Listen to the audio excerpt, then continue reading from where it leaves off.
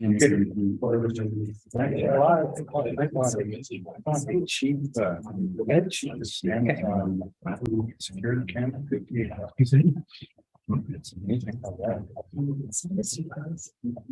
everyone. Thank you for attending. We'll call the meeting to order at 6:01 for our first budget meeting on Monday, February 6th. So the first item is the adoption of the agenda. There's no changes to the agenda as presented so far. Okay. Could I have a motion to receive the agenda? Moved by Deputy Mayor, seconded by Councillor Parks. All those in favor, please raise a hand. Motion is passed. Disclosure of pecuniary interest to the general nature thereof. Is there any to declare tonight?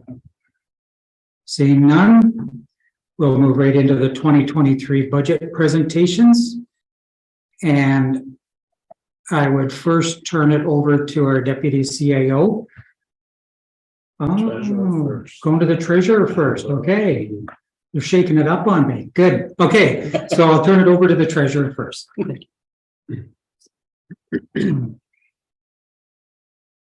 Thank you, Mayor. Yeah. All right. Perfect. Hey, thank you everyone for coming this evening. We're off to a good start. So just as the evening starts, the first point I just want to make is one to thank all the staff. You'll see all the managers are behind me. Speak to that later. And it's also just to remind council, I usually do this at the end for those that are returning, but it's just to remind council that budget is a policy document. It can be changed throughout the year. There are many reports that will come after this. This is very much the starting point. It's also just to remind council that this is very much council's budget. Staff prepared in adherence to many policies and direction as provided by council through levels of service. And I mentioned that again at the end. So this works. All right, so just some housekeeping. This is just the agenda for the council presentation. I get to. I don't think that one's working. That one's not working. So that anyone that's on. Oh, sorry. Is that coming in better? That one's not, is it? Is that better? Much better. All right. Well, maybe not. We'll get there. Yeah, so the presentation agenda, just some housekeeping. You'll see the agenda is set up to very much follow along with the binder document that was provided to council. We will first start with some remarks from our acting CAO, Chief Stevenson. Then we will go into the general rate operating, followed by transit and ferry, utilities operating, capital, both generating utilities, as well as then getting to next steps. We do have some breaks scheduled throughout the evening, namely after the general rate operating, as well as after utilities operating. So we will see how far we get into the evening. As I mentioned, the managers are up behind me here. As we go through the presentation, directors will introduce their respective departments, provide a high-level overview, and then each manager will speak to their operating budgets and divisions. We've also set it up so after each department presents for any questions related to that department's operating budget. If there are any questions or anything that council would like further information on throughout, let us know. We can't answer it tonight. We can put it in a parking lot and we'll bring that information back for Thursday if there's anything specific. And with that, I'm going to turn it over to our acting CAO, Chief Stevenson, and he will start the proceedings. That's good. Well, this one. I threw the other one, right? Good evening. Welcome to the 2023 municipal budget presentations. Over 2 and possibly 3 evenings, staff will present budgets from their respective divisions and departments. Council is encouraged to ask questions at the conclusion of each presentation, and if staff cannot immediately provide you the information will be provided to all council members as soon as possible. Although all departments, directors, and managers and supervisors have worked hard to prepare this budget for council, I want to acknowledge our treasurer and deputy treasurers. They did all the heavy lifting in getting our 2023 budget to where it is tonight. This week, that's you. Our strategic plan. Loyalist Township strategic plan, which was developed in 2018 and has been one of our guiding documents over the last 4 years. Later this year, council will have the opportunity to work through the strategic planning process to develop new or revised priorities that will carry forward through this term of council. Over 90% of the key initiatives identified in the 5 strategic priorities have been achieved. This is especially impressive due to working almost 2 years under COVID restrictions. The development of our industrial lands as well as our asset management plan are just 2 examples of the ongoing work towards all the priorities identified in this plan.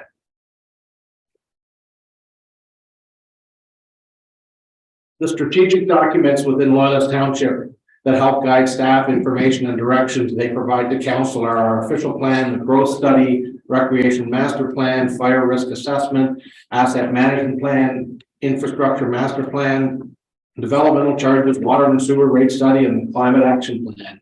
Each one of these documents has either been developed and approved by council or is being developed for council's approval. These documents and their related policies and their bylaws are staff's rule book for municipal operations. All of these documents help Loyalist Township to continue to meet new strategic objectives as well as maintain the objectives that they have already been achieved. Having strategic documents such as these has allowed Loyalist Township to evolve into a very stable organization while dealing with unprecedented growth in both our residential as well as our industrial service areas. Having extremely talented staff working on these projects daily is one of the benefits of always working towards our operational excellence goals as identified in the strategic plan. How we got to tonight's presentation. Through our communications division, public input was received over a 6-week period ending in November 30th. Council received the results at the December 12th, 2022 council meeting.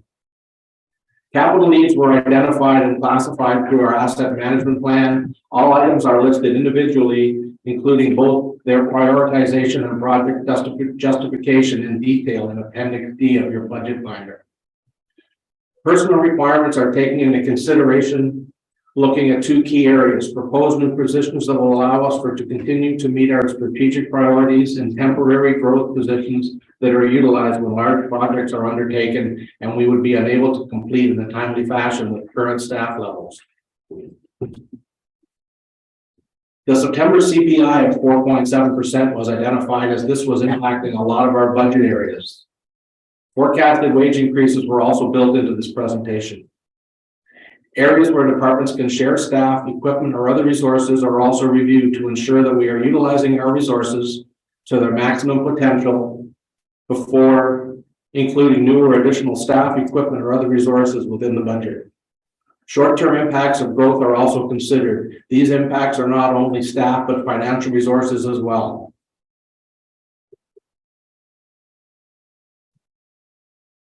Challenges that Loyalist Township is facing over the next year. Staff recruitment. Although the 2023 budget includes 9 new positions, 4 full-time and 5 either contract or part-time, our ability to fill vacant positions is an ongoing challenge. Over the last year, it is not unusual for our HR department to be trying to fill anywhere between 4 and 8 vacancies. Sometimes we have to advertise these positions multiple times to get qualified people. All departments, but mainly public works, utilities, and emergency services, deal with supply and part shortages as well as inflated costs of parts and materials. Inflation continues to impact costs for fuels, insurance, and heating. Growth sustainability, demands on staff and other resources for short-term, long-term planning for sound environmental protection, community and social equity, as well as financial stability will be key to moving forward. Service levels of government continue to impact our service.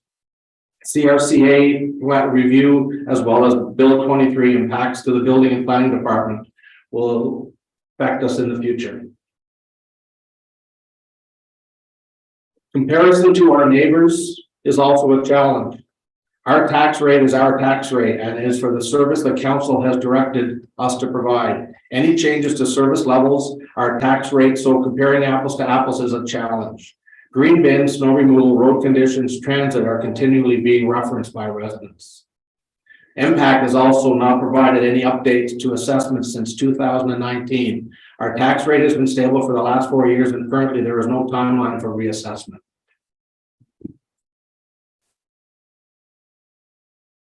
This fuel graph was provided by Public Works. It's an example of how inflation is impacting our departments. The chart shows what has happened to the fuel prices over the last 4 years. Fuel prices fluctuate almost daily, but the average price shows that Loyalist Township is paying almost 50% more fuel, 50% more for fuel than we were in 2018. Growth. This is a very nice problem to have. Our rate of growth will eventually show rewards, but getting to that point continues to put a lot of pressure on staff and council and finances. Infrastructures, including utilities, road, recreation, public works, and transit, as well as emergency services. Attracting and maintaining staffing levels. The market is very competitive and incentives are being offered mainly to go to the private sector. Public expectations, what we provide versus what others provide. Staff pressure, building and planning departments, Bill 23, and sustainable growth, our climate action plan, green space, financial reserves. These are all things that are a nice problem to have, and it's to do with our growth. So the budget process. Moving forward with this year's budget process, staff will be presenting their department's budgets over the next 2 or 3 meetings. This will allow time for council to review and discuss within the committee of the whole format. Budget and any amendments will come back to the committee of the whole for a council recommendation. Budget will be presented to council for comment, projected to be at the February 27th council meeting with the goal of having the 2023 municipal budget passed at the March 13th regular meeting of council. That is it. Is there any questions for me? Any questions from council?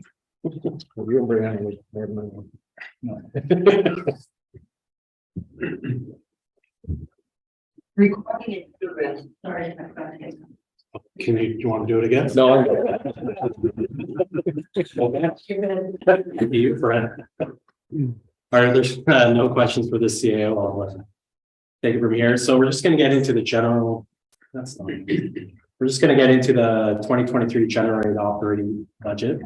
Prior to getting to the individual departments and divisions, I'm just going to provide a bit of an overview beforehand. So if we turn to tab 2, this section, my overview will basically be tab 2 in the binder for those that are following along. So just high level, as proposed, the general rate operating budget requires a township residential rate increase of 1.6%.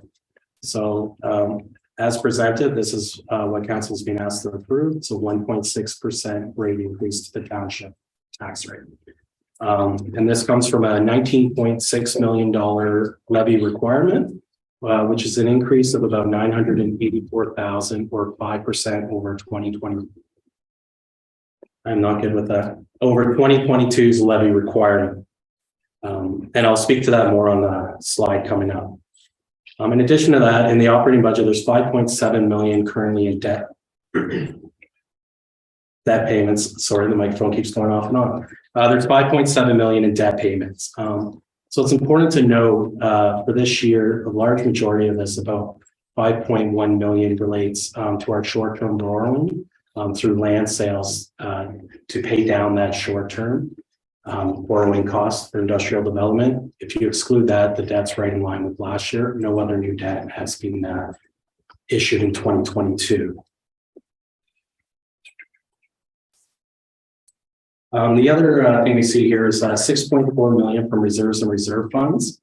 On the surface, that looks like a large increase, but again, a lot of that is a flow through the industrial park reserves, which is a result of the net sale proceeds from some large potential large industrial land sales. They flow through the reserves, and we're bringing them in to service that debt as a one-time thing.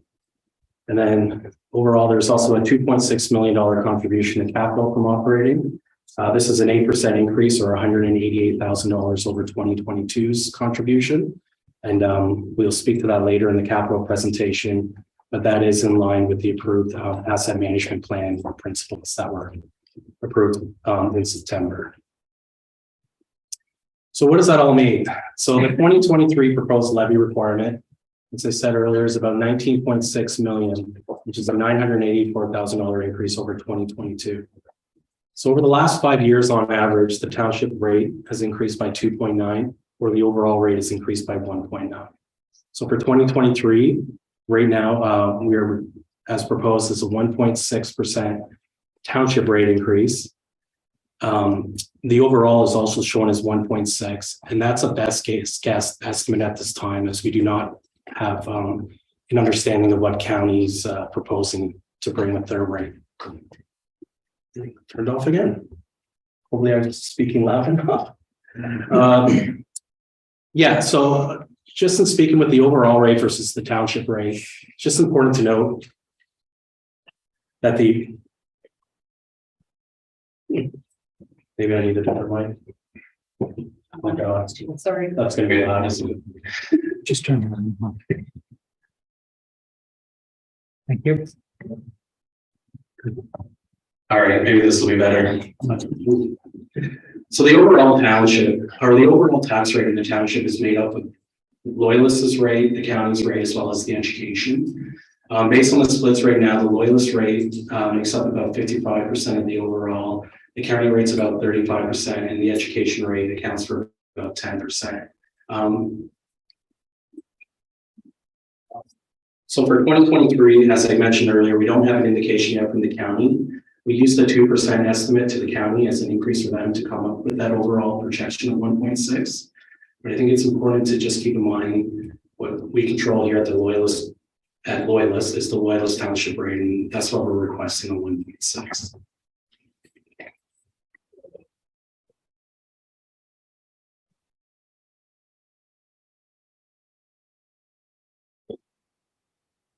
There we go.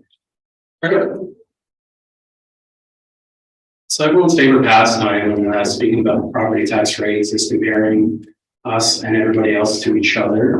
As this acting CEO mentioned earlier, there's many challenges when trying to compare municipalities' local tax rates to one another. This chart is based on 2021 FIR reported overall tax rates, which is the most recent numbers that we had available to us. I don't want to get too much into where exactly we place on it. As the CEO mentioned, it's really hard to compare. But one thing I did want to mention on this slide is there's many external factors. For example, everyone's favorite topic, OMPF. So when you're comparing this to neighboring municipalities, that gap continues to grow, as I'm going to touch on later. Loyalist's OMPF actually went down this year compared to some of our neighboring municipalities. We saw slight increases. So when you're comparing this to some neighboring municipalities, you can think of it as they're starting about 1.2 and 1.25 million dollars ahead of where Loyalist starts, which has a massive impact on our local tax rate.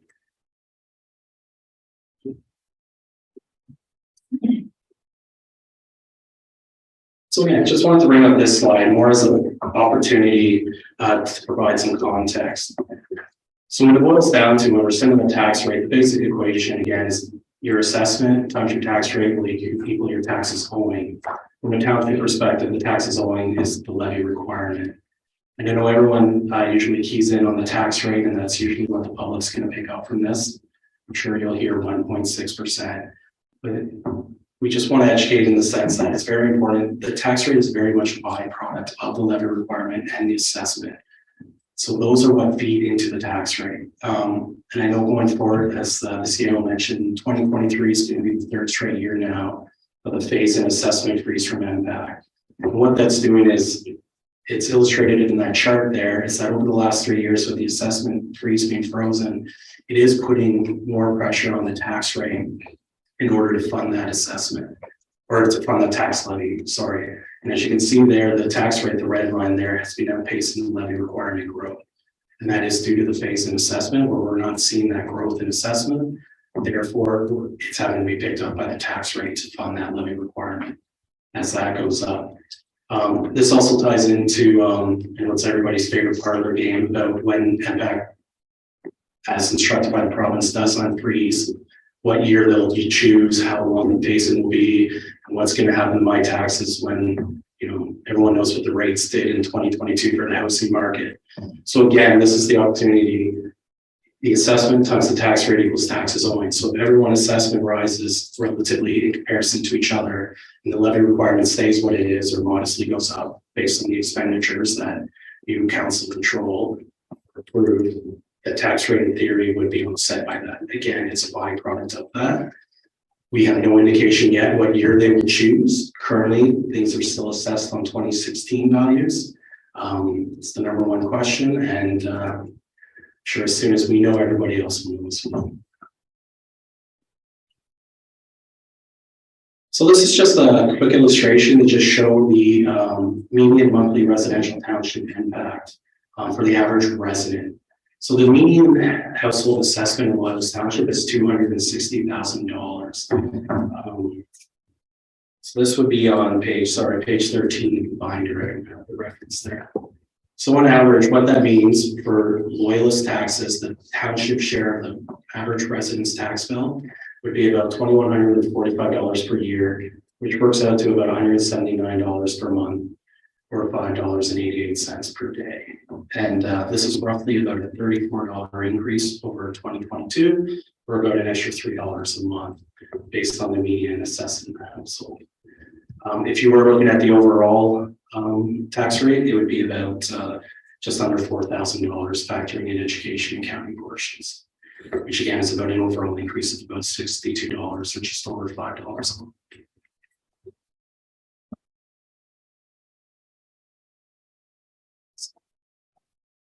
So the 2023 proposed general rate operating budget, I'm not going to spend too much time on this slide as the departments and the divisions will speak individually to it. But again, just to reiterate, it is a draft net levy requirement of $19.6 million, which is a 5% increase over last year's levy requirement. As I said, the individual divisions will speak to their operating budgets. So this next slide here is just to show, it's an attempt to explain where does that $984,000 increase in the net levy requirement, what does that really boil down to? So the purpose of this slide is to kind of eliminate all the white noise of one-time things that are either covered through alternative funding like reserve funds, namely like temporary staffing and those natures, and just boil down to where does that $984,000 increase come from? As you can see from the chart, it's the byproduct of about a $250,000 reduction in revenue and about a $735,000 increase in expenditures. So I'm just going to go through each one briefly in high level explain. So the grants, we're going down in grant revenue by about $66,000, and that is 100% decrease in OMPF funding. So that has an impact. You'll see user fees and revenue in the general rate is down about $400,000. That is namely tied to recreation facilities being closed at the moment, as I'm sure we're all aware. The license and permit revenue is increasing 20%, and that is namely tied to building permit revenue. Rents and other revenue is about level, and then for reserve funds is net up about $44,000, and that also ties to the building rate department bringing in their stabilization reserve this year for the first time, and I believe Ms. Furnace is going to speak to that in that division. Under the expenses, salary, wages, and benefits are up about $400,000. There's a detailed breakdown of that on page 13, and that's a combination of new positions, CPI increases, step escalations, increases in benefits, and things of that nature. As you can see, debt, principal, and interest, when we normalize and take out the temporary short-term borrowing, is on par with last year. Insurance and utilities combined is up slightly 6%. I would say insurance is up 17%. Utilities is not, from a budget perspective, has not seen that large of an increase. I would note that's an example of every year when we are working on budget, we do try to project the 2022 actuals when setting it. So there has been an adjustment with specifically utilities where we're getting closer to the actual numbers. So we have budgeted increases in gas and hydro costs, but due to the adjustment to the actuals that we're seeing, it doesn't show up when you compare budget over budget. Contracted services and supplies materials, overall, it's pretty flat. There are some large increases in contracted services that some managers will speak to, namely around our waste and recycling collection. And those have been offset by other contracted services in the past, where divisions are endeavoring to do a lot of work in-house now with the staff that we have. And then, as mentioned earlier, there is contribution to capital reserve funds that's gone up about 357,000. And that is mainly the contribution to capital and also the increase in our contribution to our fleet and equipment reserve. This is the first year of a 4-year proposed increase of about $125,000 for that reserve to try to get it to its annual requirement of just over $900,000. So we're aggressively trying to get it there, as the inflation around fleet and large equipment is really hard to keep up with from a financial perspective. So that kind of explains where that 984,000 directly comes from. So this next slide speaks to the use of general reserve withdrawals. And for us to achieve a 1.6% tax rate increase in this year with all the pressures we're facing, it wouldn't be possible without the use of these general reserves, namely the tax rate stabilization and the working funds reserve. So between the two, we're proposing to bring in just over $1 million in the 2023 budget. And the slide just speaks to some of the uses for it, namely the stabilization is many of the temporary staffing, specifically associated with growth, as the CAO mentioned earlier, some planning consultants and study work. And then in the working funds, we're proposing to use it for the MPAC to partially offset the MPAC assessment freeze, and then also for such things as the ward bound review, strategic plan, future and work study. So a couple of years ago, council approved the surplus and deficit management policy, as well as an updated reserve fund. And when council approved that, that really has given us the tools to try to leverage these reserves of this nature in order to stabilize the tax rate increases for the public. I would mention that using the reserves to this nature, they do have the potential. If you look at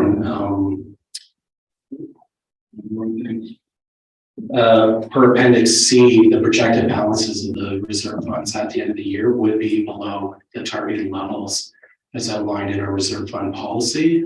However, I would say until we do our 2020 year end and that only comes in, we won't know completely what the projections will be, but staff are constantly monitoring it, and if they do fall below target levels for the policy, staff will be bringing a report to council with strategies to get it back to the targeted levels.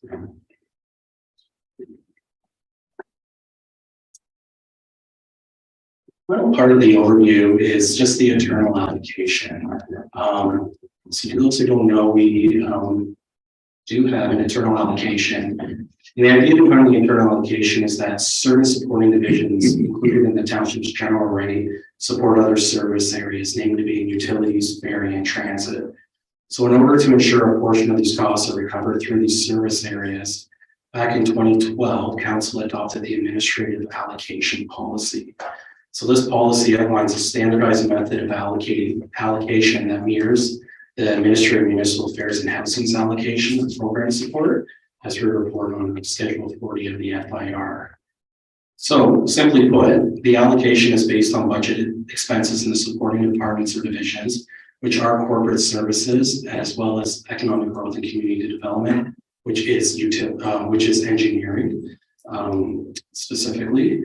And it's multiplied by the proportion of historically budgeted expenses of the other service areas relative to the township's total gross expenses. So what that chart there is showing is overall there's just about 1.15 million in the general rate that is recaptured through the other service areas, whether it's going to utilities, transit, or ferry. So for 2023, 23% of corporate services and 12% of engineering's gross operating expenses are allocated to other service areas to the extent of their pursuing involvement in their operating activities. I do want to note that anything to do with capital is budgeted separately through the capital budget and through their funding plans. This only relates to operating expenditures. And this is comparable with 2022's allocation, which was 23 and 11% for corporate services and engineering, respectively.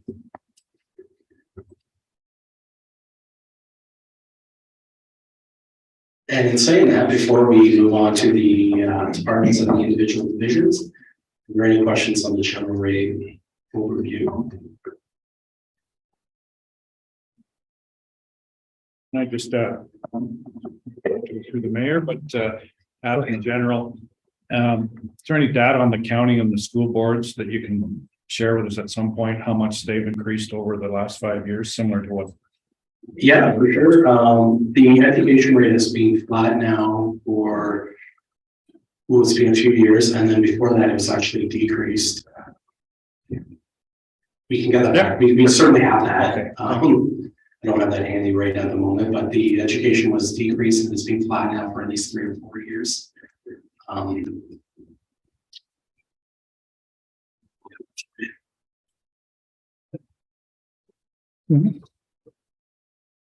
Through you, Mr. Mayor. You mentioned about the impact assessments being delayed. New homes that are being assessed right now, are they being assessed at a 2023 value? And so that are those people paying higher taxes than the same house down the road that's older than 2016? Under the current policy, impact is still supposed to be assessing those properties at 2016 values. How they do that in their formula is up to them. But it's I think it is fair to extent to say new homes coming on, their assessments at face value are a bit higher. But they are to be assessed at 2016 values as of January 2016 per the for impacts policy. And those homeowners would be able to challenge that with impact. Yeah, if any homeowner disagrees with their assessment value, they can do a request for reconsideration through impact. It's not through the township, but we can certainly help point them in that direction if they're looking for who they need to contact. Good, thank you. Any other questions from council? One more. Councilor Carter? Mr. Mayor. So you mentioned 34% increase, I think it was based on the 2145 tax over the year. So like this year would go up $34, give or take. Right. Okay. Yes. So for a house that's paying a higher tax, is it going to go up incrementally, or like let's say somebody paying $5,000 in taxes in general? What might their the tax rate would be going up, like as a percentage would be the same. Okay. So I mean, it would be more than $34. That's based on the median assessment, but it would be a comparable. Okay. All right, thank you. Any other questions from council? Councilor Ennis. Thank you, Mr. Mayor. To be overall on the reserves, if you strip out the sort of one time, what's the net revenue versus last year or two? How does it compare? Sort of the reserves we're bringing in. The reserves, the net in versus out. So you know, it's going to do is like a bad one, or it's the net on reserves. When you're stripping it out, I think it's pretty comparable with the flow throughs. I know last year through stabilization and working fund, we had projected using about $1 million as well, pretty similar to this year. And a lot of the money going into the reserves outside of the equipment reserve being increased quite a bit. Outside of that, it's pretty comparable. A key revenue source or a key funding source, more specifically the stabilization and working, is based on the surplus deficit and management, operating surplus and deficit management policy, or based on our year-end surplus, a certain percentage automatically flows into either the stabilization or the working fund or capital reserves. So that's currently being the inflow. We aren't at a position right now, 2022's year end and the accruals, where we're at to make a definitive determination of exactly what's going to inflow us from 2022 based on our actual results. But that is definitely something we're monitoring and would be bring back to council. We would speak to it as part of our 2022 year end audit report, because then at that time we would have a much better sense. Sorry, through you, Mayor. I haven't been saying that at all. We're in committee of the whole. Any other questions from council? Seeing none, please proceed. Unfortunately, we really went to talk or listen to me. So we're going to start with non-governmental and external agencies. I drew the straw for that. So let me just find my pages.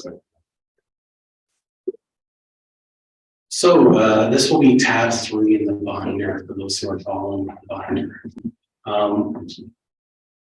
So non-departmental. Over the last couple of years, we've endeavored to move many operating expenses or several budget items, removing them out of departments into non-departmental. And the idea behind that is so that departments and division budgets are much more representative of their operations. So when we speak to non-departmental, we're speaking to things such as the slide mentions property taxes, which would relate to billed or payment in lieu, as well as supplementary taxes and any potential write-offs. The capital contribution flows through non-departmental. Many reserve funds flow through here, as well as all debt, principal, and interest payments, and some other miscellaneous items.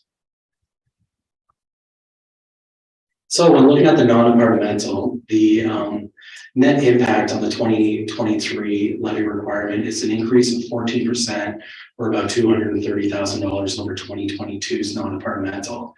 And this is strictly due to the increase in the capital contribution as mentioned earlier, as well as the increase to the fleet and equipment reserve. Those are offset somewhat by some marginal increases in supplementary tax revenue, as well as some small projected increases in deposit interest revenue due to the funds we hold in our bank.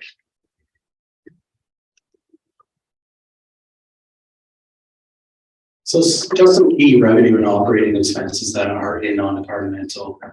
As you can see there, in 2023, we are getting about $400,000 in our OMPF grant. This is down about $70,000 from last year, just to keep harping on that.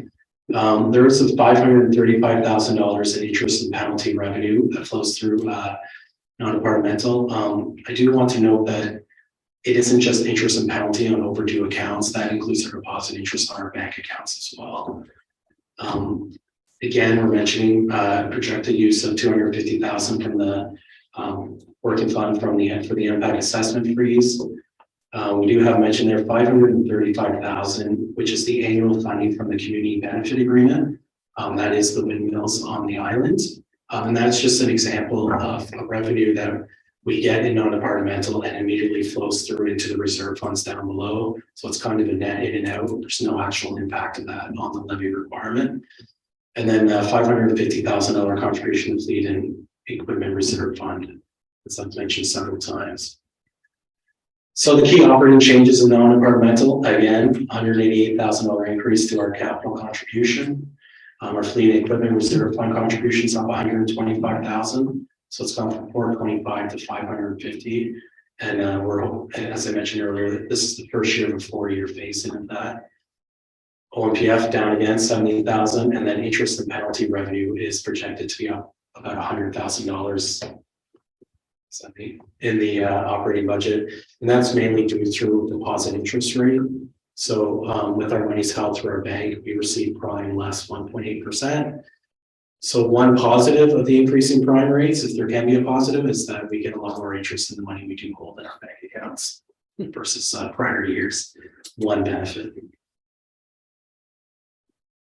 Are there any questions on the non-departmental?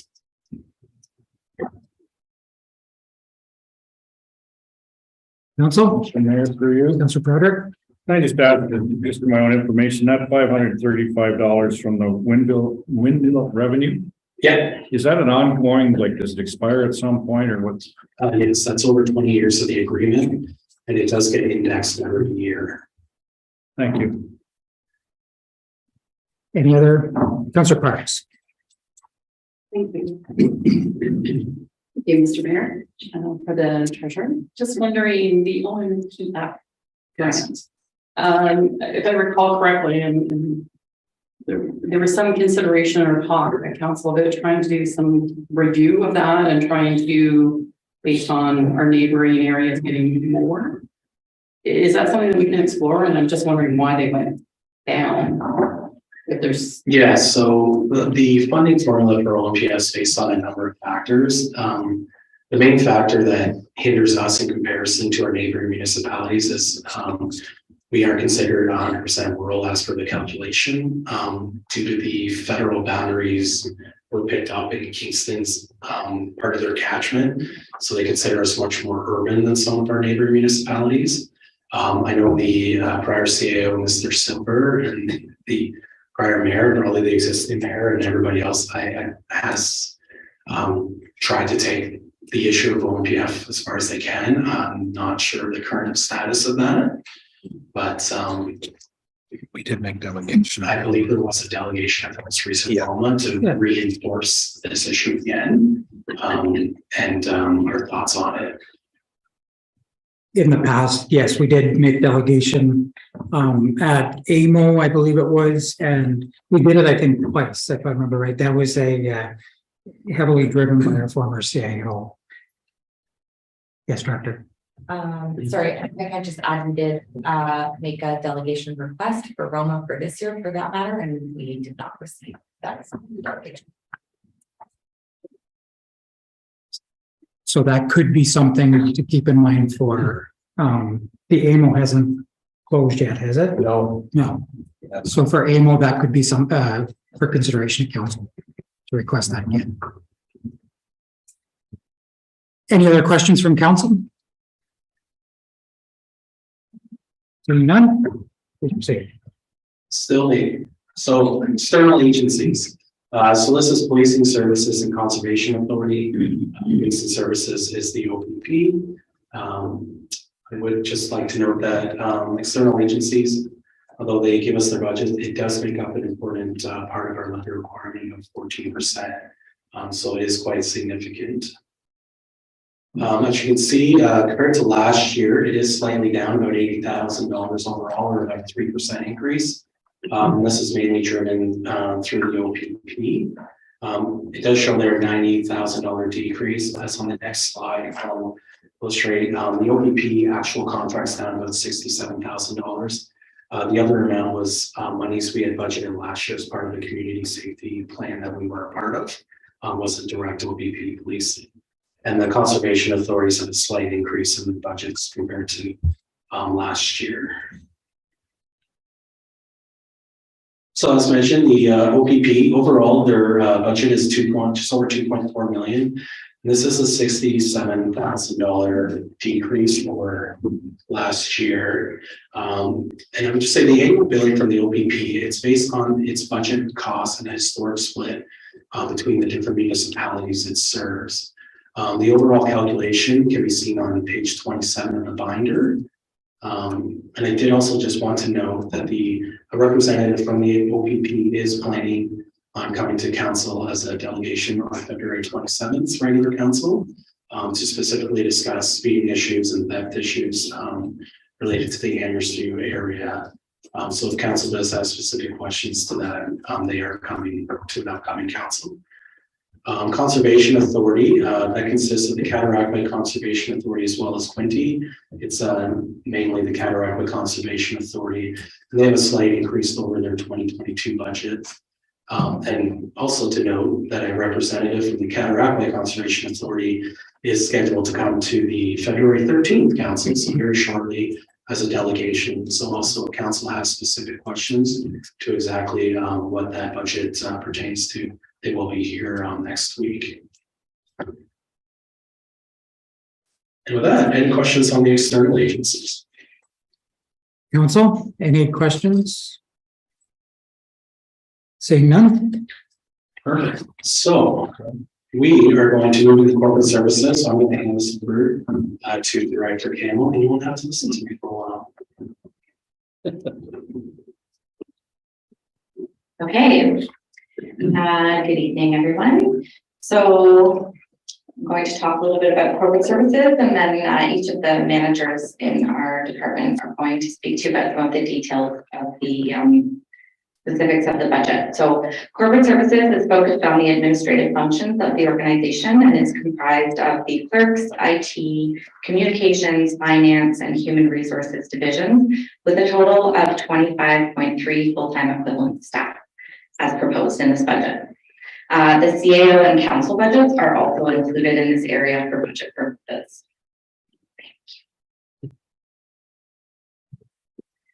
In 2023, corporate services will be focused on process review and improvement as we continue our path through the change management process associated with 2022's reorganization of the department. The reorganization saw the divisions included in business services and corporate services merging into one department, which resulted in a net neutral full-time equivalent staff. And in the coming slides, you will see a sizable increase in the HR budget and a near equivalent decrease in the finance budget.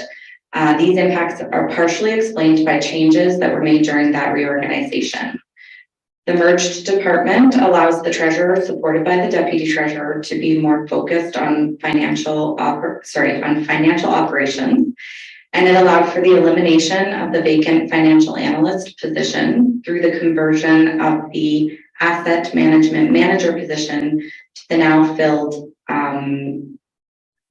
asset management financial analyst position. Sorry, there's a lot of similar words in that sentence. The outcome was also possible due to the transition of payroll and benefits services from the finance division to the HR division. So that just explains a little bit why you see that decrease in finance and quite a bit of the increase in HR. New departmental initiatives proposed for 2023 will be discussed in detail by the various managers and primarily focus on strategy or process changes to improve effectiveness by ensuring that the right resources, systems, and tools are in place. Strategic initiatives planned for 2023 include the implementation of a public engagement framework, the Township strategic plan, the ward boundary review, a future of work review, and new software solutions for human resources information, as well as budgeting and reporting.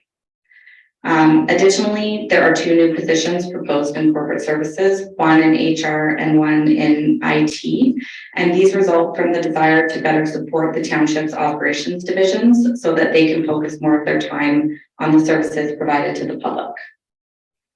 Cost of living increases, as well as increases to advertising, training, general liability insurance, and software and internet services expenses, make up the bulk of the remaining budget pressures in corporate services, resulting in a total proposed budget increase of $307,000.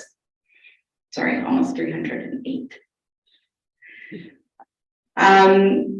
So the CAO, council, and clerk area, this includes those functions listed, as well as the election and cemeteries management areas. This is another budget area of changes resulting from the reorganization in 2022.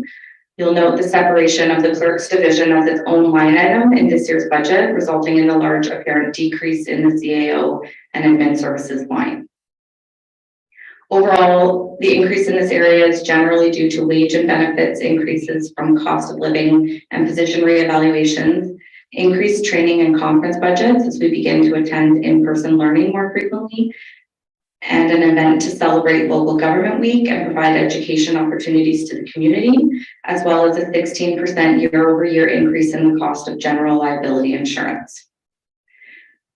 The first strategic initiative planned in this area in 2023 is the strategic plan update. So as you all know, we're expecting our new CAO to be arriving any day now. We'll be giving her a bit of a moment to breathe before coming to you for direction on the development of the strategic plan in hopes of having it completed by the end of 2023. The strategic plan update will be funded through the working fund with allocated funding from 2019's modernization grant. And I'm going to pass it over to Dick to finish on the strategic initiative. Let's see if that works. So everyone can hear that? Okay. Don't know what's going on with that. Okay, so for as everyone is aware, prior to the 2022 municipal election in April, council received a petition for ward boundary change, and given the timeline, staff were directed by resolution to bring back a report to engage the services of an external consultant in line with the 2026 municipal election. So the 75,000 is included in the budget to be funded through the Working Funds Modernization Grant. That will be a report that comes into council and a decision to be made on that, but is to again starting early in 2023. 5,000 is under the accessibility, includes education training and to enhance public awareness and to review and update the Loyalist Township multi-year accessibility plan 2024-2025. An accessibility working group was created early in 2023, which is a Loyalist Township internal team focused on continually advancing accessibility and removing barriers to improve inclusivity in Loyalist Township for people of all abilities. So the objective is to promote the township's commitment to accessibility and to align with the township's strategic plan. And the township is also still part of the joint accessibility committee with Lennox and Addington. And lastly, the records and information management is probably our major project that's going to be completed in-house. The records management program is a comprehensive set of policies and procedures being drafted to maintain, protect, preserve, and dispose of records in accordance with the government regulations, our legal requirements, historical archival needs, and to maintain a high level of customer service. This review and update will ensure that our record-keeping practices are compliant with current legislation. Also includes an electronic document records management system of FileHold, and it will manage both electronic documents and records, and it has the ability to automate the records from conception, so through Microsoft Office, Excel, those that would go automatically into our record system, which is TOMRIMS, which is our classification code. So it's a the Ontario Municipal Records Management classification system that we're currently using. That's it. Thank you, Debbie. The Information Technology Division is comprised of the information technology staff as well as the GIS staff.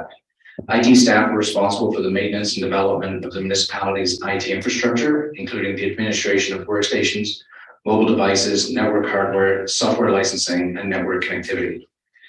Currently, the IT department manages 19 separate locations and helps manage the municipality's building access controls and video security systems. As well as this, IT handles the day-to-day service requests from our employees, of which there were over 1,000 last year.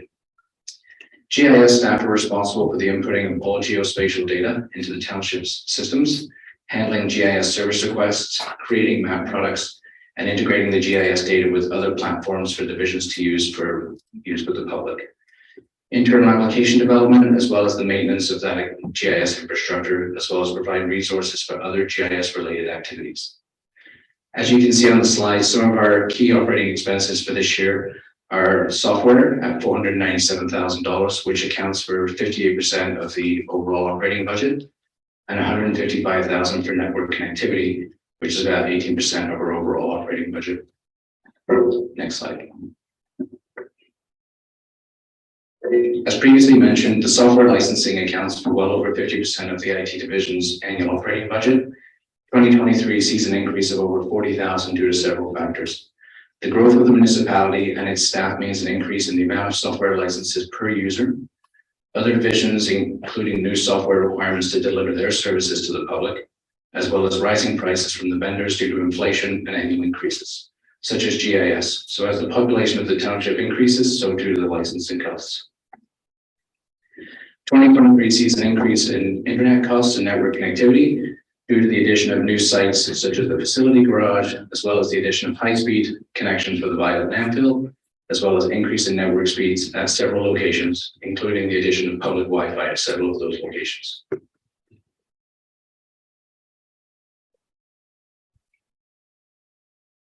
Excited. Or is over to Trevor? Thanks, Andrew. So Just on this slide here, I'm just going to explain that, the key operational expenditures for the communication division is related to advertising and engagement expenses. As you can see on this slide, the draft budget, we're proposing a $50,000 expenditure this year to support advertising and public engagement to support strategic initiatives. $50,000 does represent about a $35,000 increase from the previous year. We've been at that $15,000 mark for the last 4 years. We haven't increased the advertising spend going back to 2019. So it's been pretty static. As we've heard throughout the course of the evening so far, there has been a number of external pressures, and we're seeing that through advertising as well. The cost for paper and print in many different mediums is increasing, so we are noticing that in our cost. For example, one of our most significant communication pieces is our municipal calendar, and the cost on that particular document jumped significantly this year. So that's part of the rationale. Part of it would be to support some other strategic initiatives as well to increase communications and engagement as well with residents. So if you want to jump ahead to the next slide, I'll relate how that investment is proposed. So number one on our strategic initiatives is the implementation of a public engagement framework. The implementation of the framework would be developed internally. It's going to be actually presented at the committee of the whole meeting in March for feedback and review from council. Basically, the goal of the framework is to review and engage the public through a consistent range of communication, marketing tools on multiple platforms to create greater opportunities for public engagement and feedback. The community engagement strategy will help to ensure that the application of principles and best practices are used across the township consistently from project to project as well. To support that, as we mentioned on the previous slide, we are looking at an increased investment in engagement and advertising. In 2022, as I mentioned, the township communication budget included $15,000 directed to advertising specifically and $15,000 directed to postage. The majority of those expenses were directed to initiatives, which were the annual municipal calendar, which gets distributed in through Canada Post to township households, and then roadside billboards, which you've likely noticed at different high traffic sites in the township. And those are updated approximately each month. Otherwise, we directed communication efforts to in-house or low-cost communication initiatives to build awareness. For instance, the township website is our number one communication vehicle, which we can update responsibly and rapidly, and that had over 500,000 visitors in 2022. We use social media consistently with interactions of over 2 million impressions during 2022. We take advantage of utility inserts every month to utility customers at no additional cost other than printing. And we built project email lists specific to each project to engage residents on projects of interest to them. We also get tremendous support from CJAI to air frequent township messages to listeners. And they've been a great ally in getting those messages out to listeners as well. With the proposed increase in advertising budget for 23, we envision using these tools where we can build on the tools that we already have in place to establish a consistent presence so that residents will know when, where, how they can receive township communications from us. Some of the options that we'll present to council can be considered as part of the draft engagement framework next month. So we'll provide some examples of different ways we envision engaging with the residents and some options and different prices so that we can get some feedback on council what they feel would be most desirable.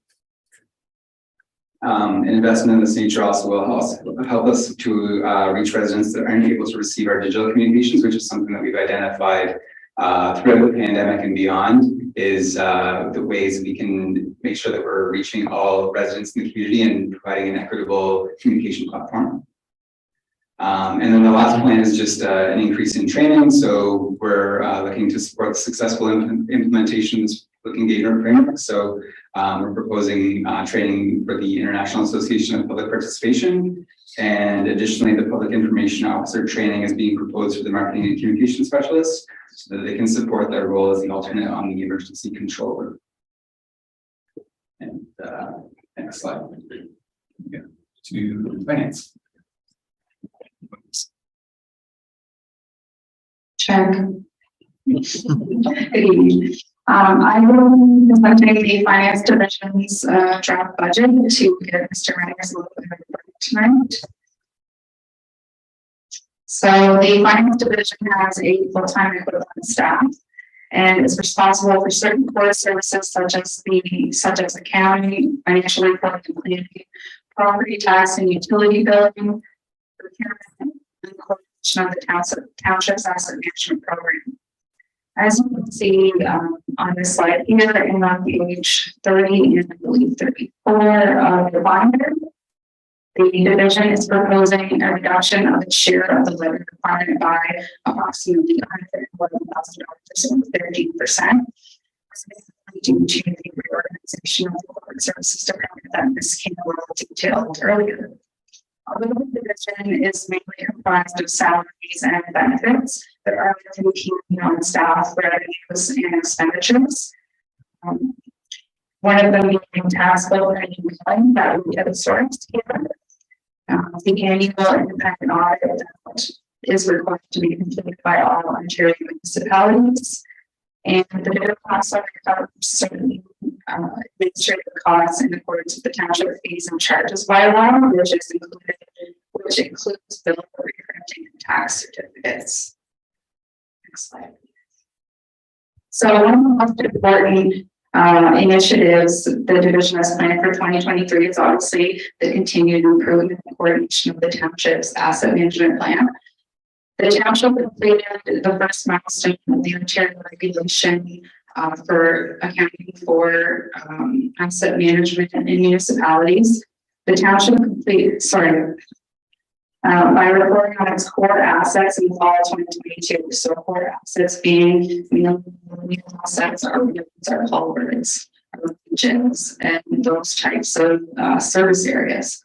So in 2024, we are required to update that asset management plan and focus a little bit more on our non-core assets, which are our facilities and our parks, for example. So it's obviously going to be a collective effort across all township departments to complete this milestone. So finance will be there to assist all of the departments in coordinating that program and also initiating some of the recommendations in our last asset management plan. Next is the annual licensing costs for a new budgeting and reporting software that was approved by Council in 2021 called FMW. Initial installation and majority of training to select finance staff was completed in 2022. This software will significantly improve productivity and efficiency of our budgeting, budget monitoring, and financial reporting. Some features of the software include automated workflows for draft budget approvals and budget transfers, isolation of one-time revenues and expenses, and conditional forecasting. This software will also replace current budgeting and reporting practices that will be a little bit more accessible to staff. The division is hoping to complete setup and rollout of our training program to staff this summer.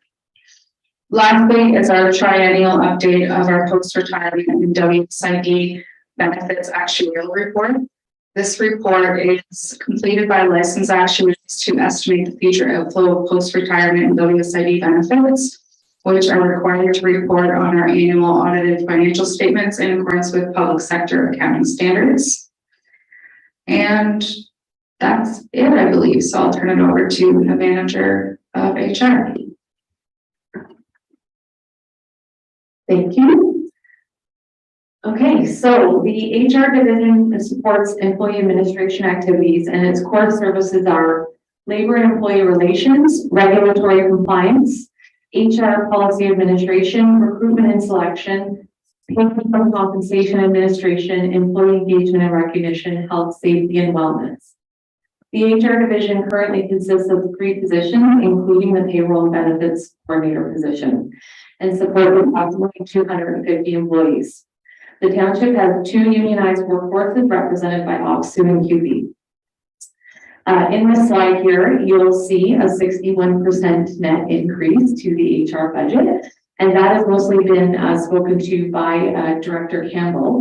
The full impact of the HR consultant position is reflected in 2023. This position was approved in 2021 and filled in 2022 to support all activities, HR activities of the township.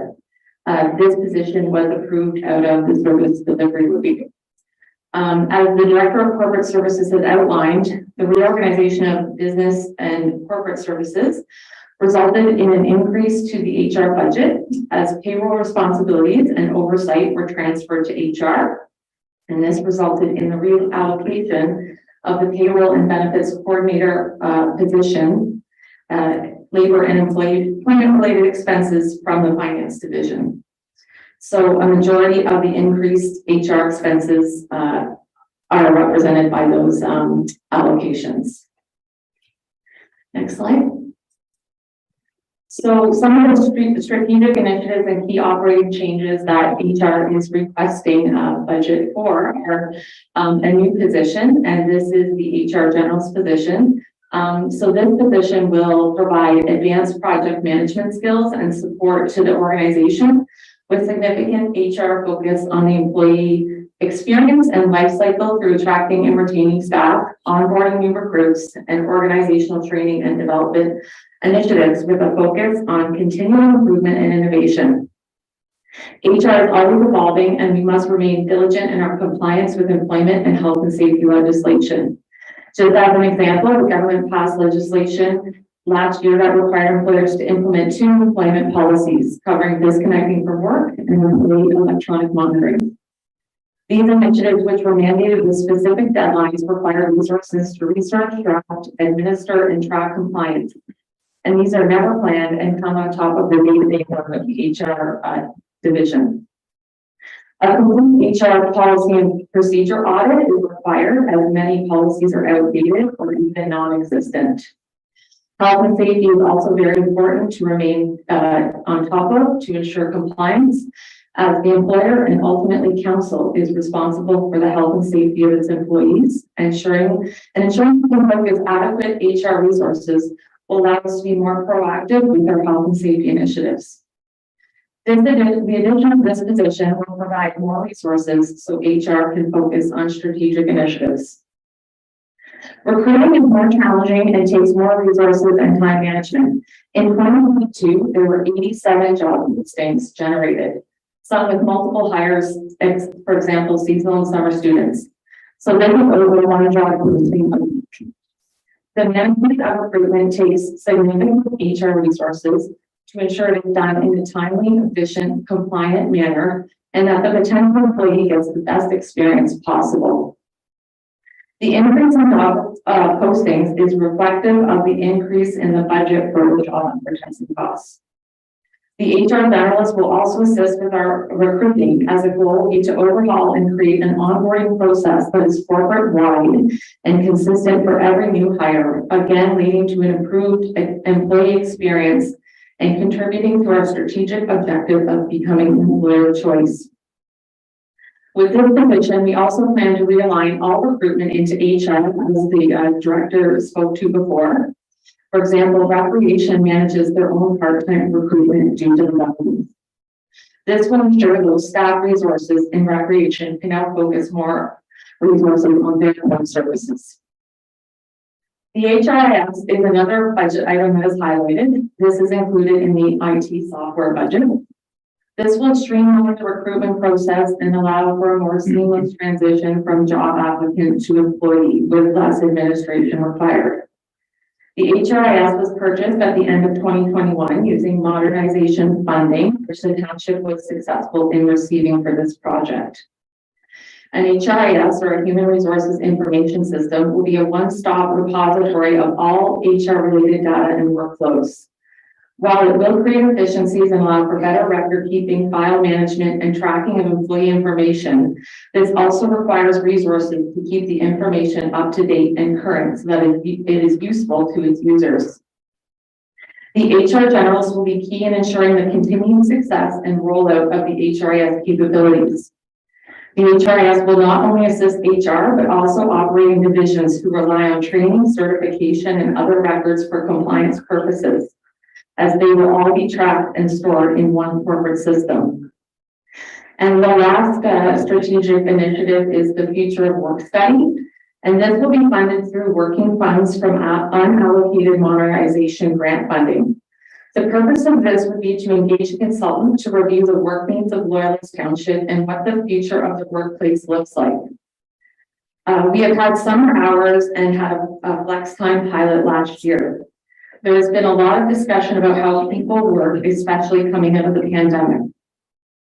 There are a lot of moving parts with respect to the expectations of staff on work-life balance. Priorities of job seekers are changing. They are expecting more flexibility.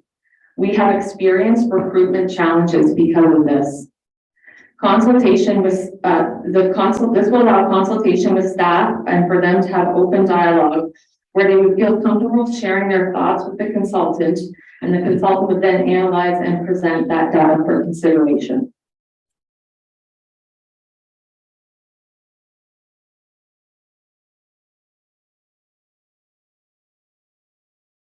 So that concludes corporate services.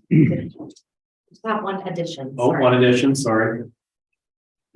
Sorry, I apologize. Jumping back in here, I did miss the most important part.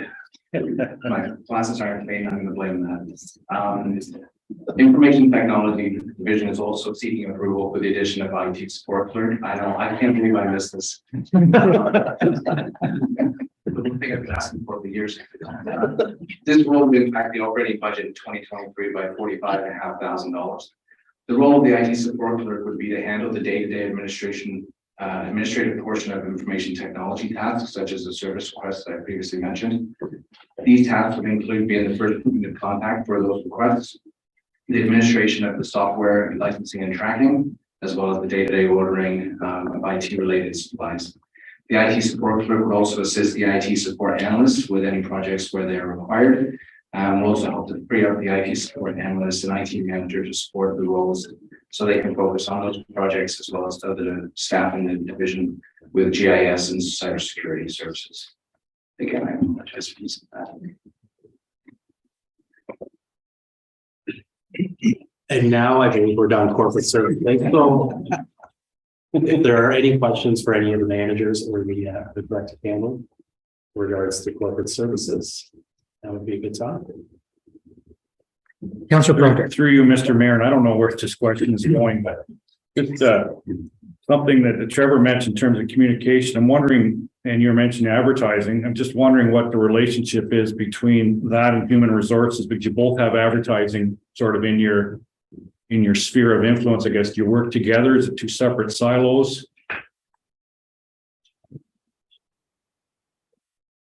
HR manages its own advertising in terms of posting on career websites and anything like that. So that's what that budget is for. So it's for, you know, if we wanted to post on professional association websites or things like that. And we work with communications. They do like social media of our job posting, but that's at no cost because that's our own.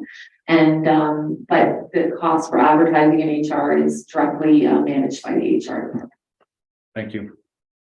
Maybe if I could just add as well, just because I mean, through HR, they have some industry specific networks. I should also mention too, there are some other additional advertising expenditures which you'll hear about through the course of the evening, and they kind of fit in the same bucket, I would say, where they're sort of industry specific. So I know you'll hear a little bit more about that this evening. But our communications budget is more from a corporate lens.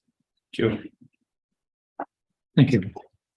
Any other questions from Councillor Annis? Thank you, Mr. Mayor. I didn't catch the name of the policy, but the policy whereby this year 17% of corporate services expenditures are being allocated to utilities.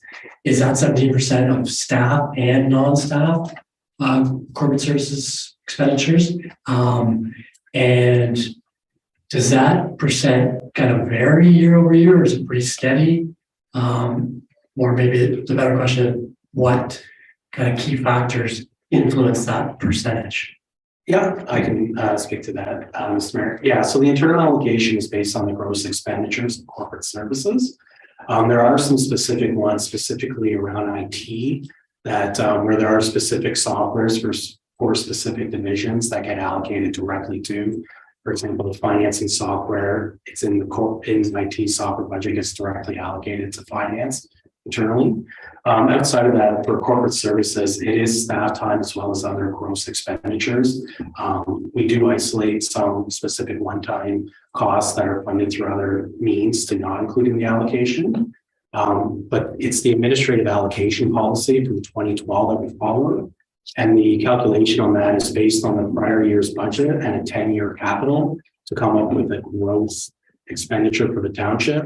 So I'm calculating 2023's allocation number is based on 2022's budget and the last 10 years worth of capital, which gives us a gross expenditure for the township. And then when we're allocating, let's say to utilities, for example, it's their gross expenditure as a percentage of the overall gross expenditure applied against the gross expenditures within corporate services. And that's how we come up with the allocation. I don't know if that makes it more confusing. Engineering is kind of, we went to that a couple of years ago, where they used to directly bill into utilities specifically. And then for efficiency and ease of use, we added them to the allocation policy as well, because there's a lot of crossover with some of the operations and utilities and engineering. So the same principle applies for the allocation part from engineering into utilities. And then any other general rate service areas, such as public works, for example, would directly code any staff time to utilities or to ferry. So they are not part of the internal allocation. That's all. Okay. Any other questions from council? Saying none, we'll proceed. Next up, we're going to have emergency services, but before we go there, I have the answer for Councilor Proverb's question earlier about the county and the education rates. We want to just knock that off. So the education rate, 2023, and this is confirmed, is the third straight year of 0% flat education rate. And prior to that, in 2021, education actually saw 4 straight years of about a 5% increase to get into the zero. So it's gone down quite substantially over the last little bit.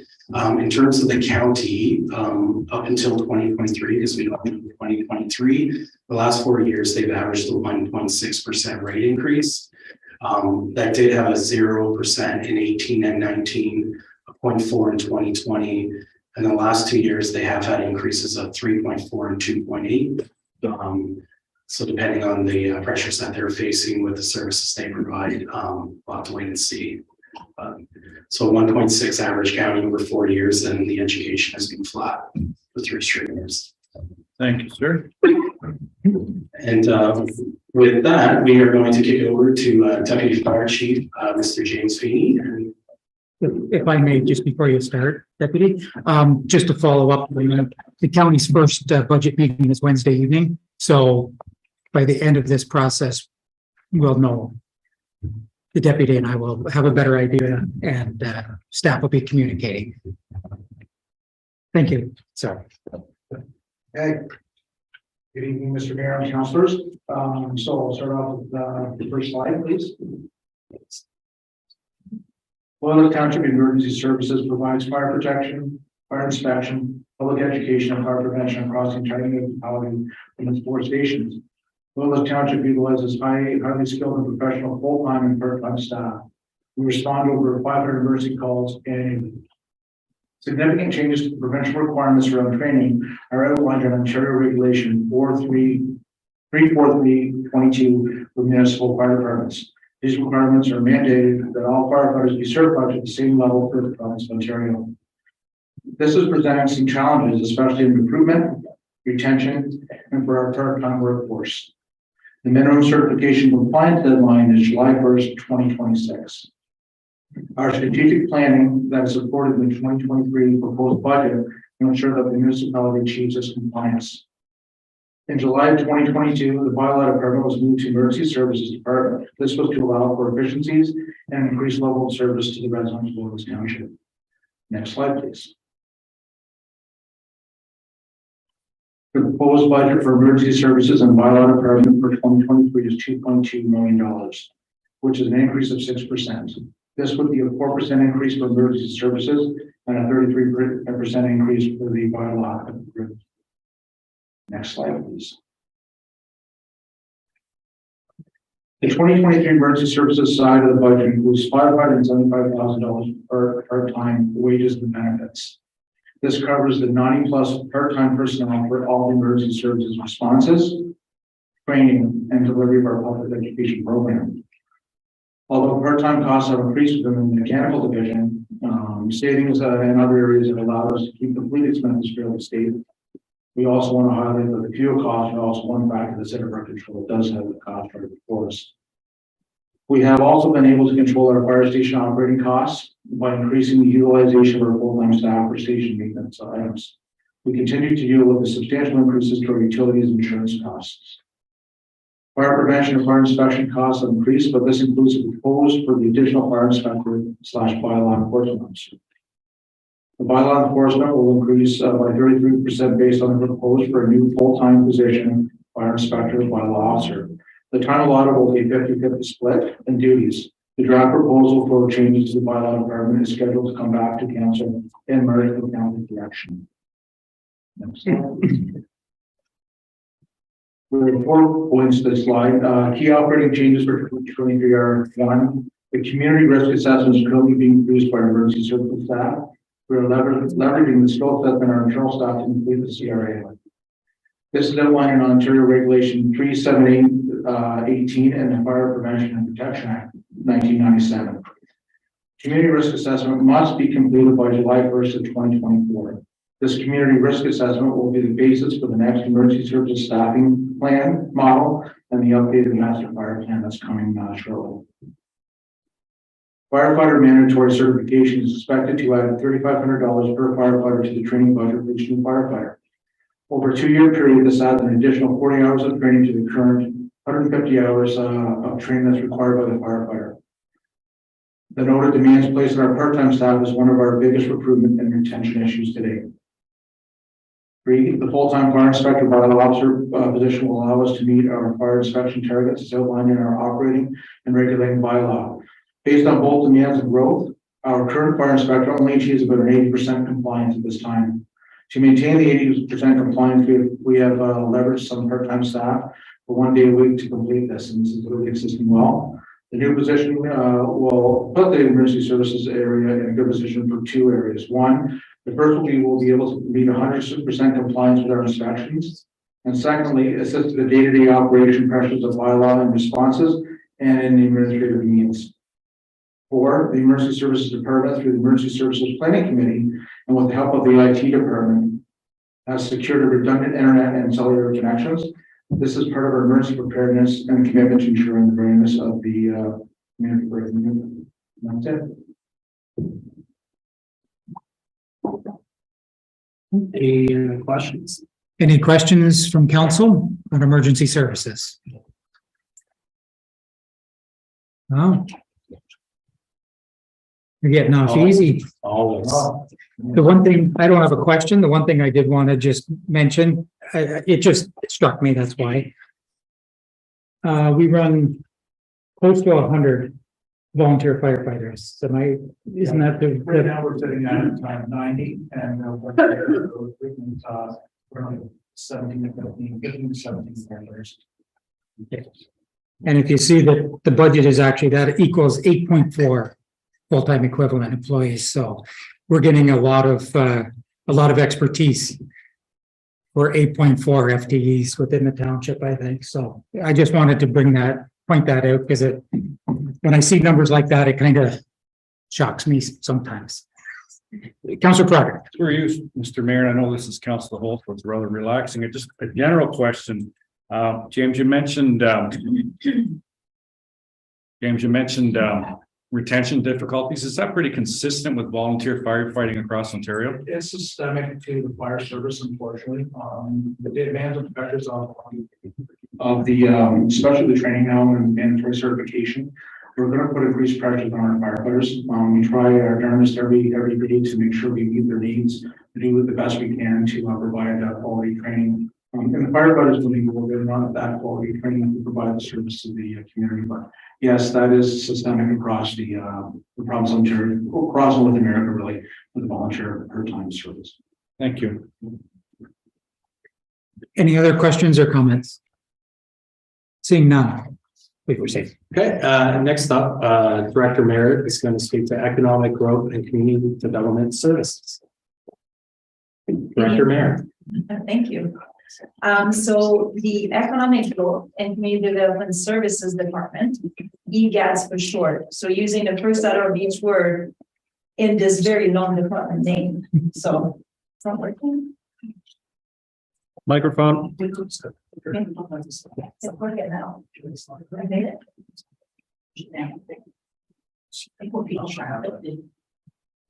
Oh, yeah. Okay, let's go with the microphone. Yep. Let's keep this thing.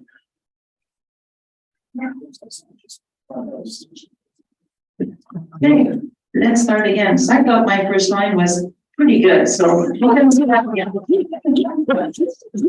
Economic Growth and Community Development Services Department, EGADS for short, using the first letter of each word in this very long department name, just for future reference. Yes, I need to move that too. Oh my goodness. Multitasking, no, it's all good. Thank you. So EGADS provides our community with development services, engineering and environment services, and utility services. Each manager will go over the core functions of their respective division, but high level, the department is responsible for managing the overall growth and development of the township, environmental initiatives, operations of water and wastewater facilities, and a significant portion of the capital projects for the operations division. The department has 45.7 full-time equivalent employees budgeted for and funded by both the general rate and the utilities user rate. 2/3 of the staff works out of the Manitou Crescent location in Amherst, and the utilities operating group works from the Millhaven Garage on County Road 4 and various utilities facilities in Bath and Amherst.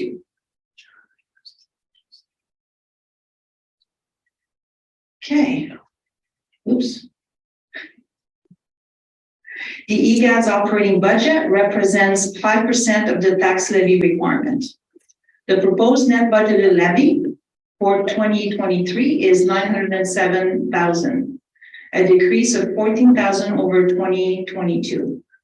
The bulk of the budget is staffing costs and professional services. The decrease in the net levy is mainly due to an increase in expected revenue from user charges, permits, and licenses, mainly building permits. So I will invite the Engineering and Environment Manager, Luke McDonald, to speak more in details on core services for the Engineering and Environment Division, the operating budget changes and initiatives proposed for 2023.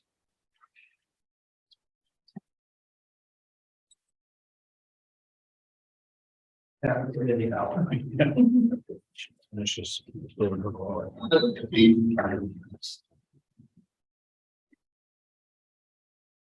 Yes. Okay. Thank you very much, MJ. So the Engineering and Environment Group provides a number of key services, such as project management of capital projects, engineering development reviews and approvals of site plan applications, plans of subdivisions, and so on. Long-term infrastructure planning through projects such as the Infrastructure Master Plan or input through the Amherst West Secondary Plan. And we also manage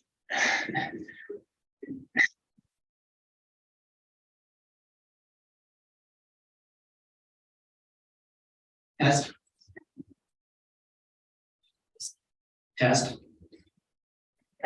Okay. Sorry. And so we also manage environmental programs for the township, such as the Climate Action Plan. So one item I want to highlight from our budget is the $181,000 internal labor recovered from developers. So this is because our engineering development approvals team obviously operates on a cost recovery basis. And what we use is direct cost. So we end up invoicing developers for our time reviewing plans of subdivisions or doing site inspections of water mains and things like that, maintaining the growth pace for growth principle. Next slide. So as you can see, we have a number of ongoing initiatives in support of the strategic priorities. So starting with the strategic priority of a municipal leader in climate action and environmental stewardship priority, our group is updating the storm and sanitary sewer environmental compliance approvals. So this is part of a regulatory change being implemented by the Ministry of Environment, Conservation and Parks. It's focused on speeding up of approvals of new developments by downloading responsibilities of approvals to the municipality. So this is for items such as sanitary sewers and storm sewer approvals. And so working with the public works and utilities groups to prepare for this change, we are putting in place appropriate approvals that both maintain environmental stewardship as well as hopefully speeding up developments for developers. As the next item there is the Wilton Dam study for $24,000. And so this is in partnership with the CRCA, who is undertaking the study.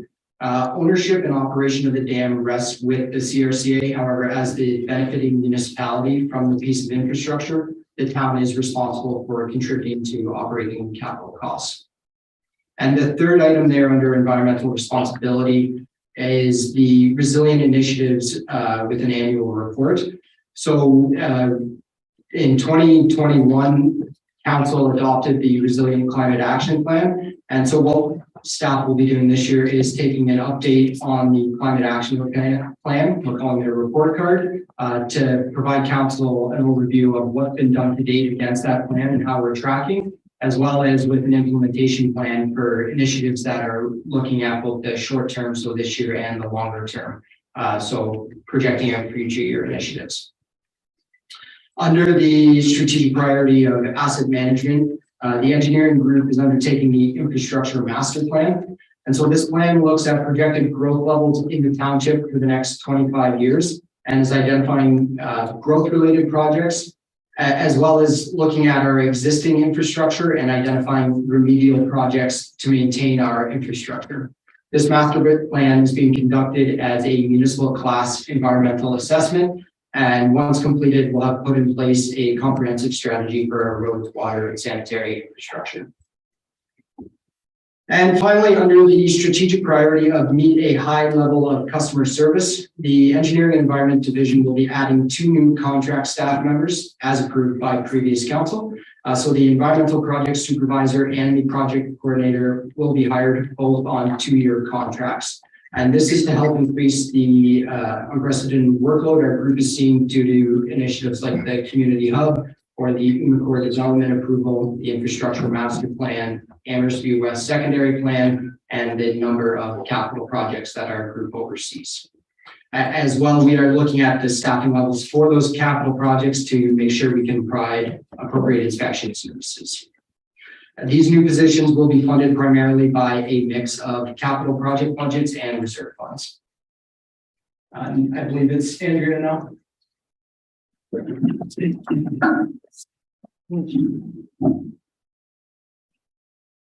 Thank you. Okay, so development services.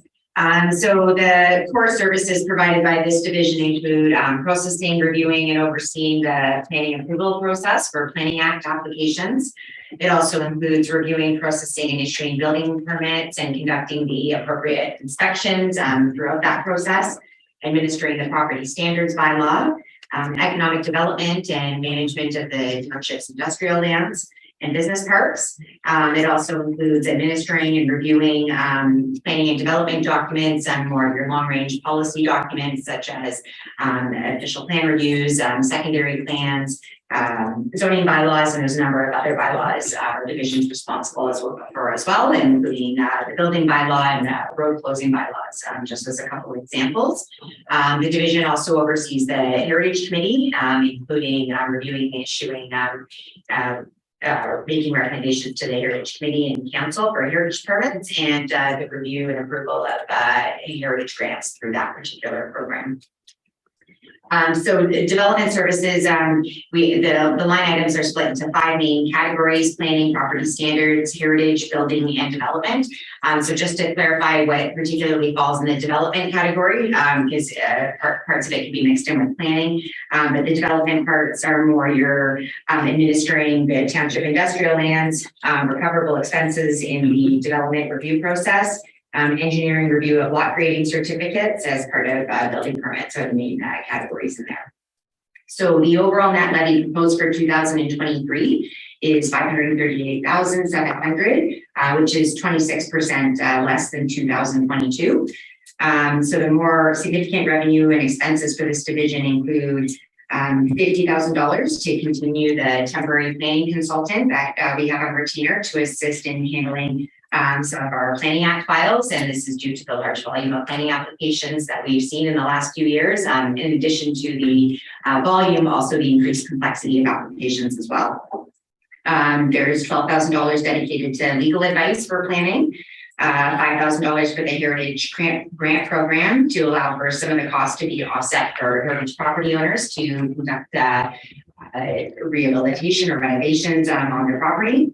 $38,000 in revenue for lot grading certificate review, and revenue for building permits is projected at $716,500 for 2023. We also proposing the $12,000 annual contribution that planning services or the building services commits to the building fee replacement.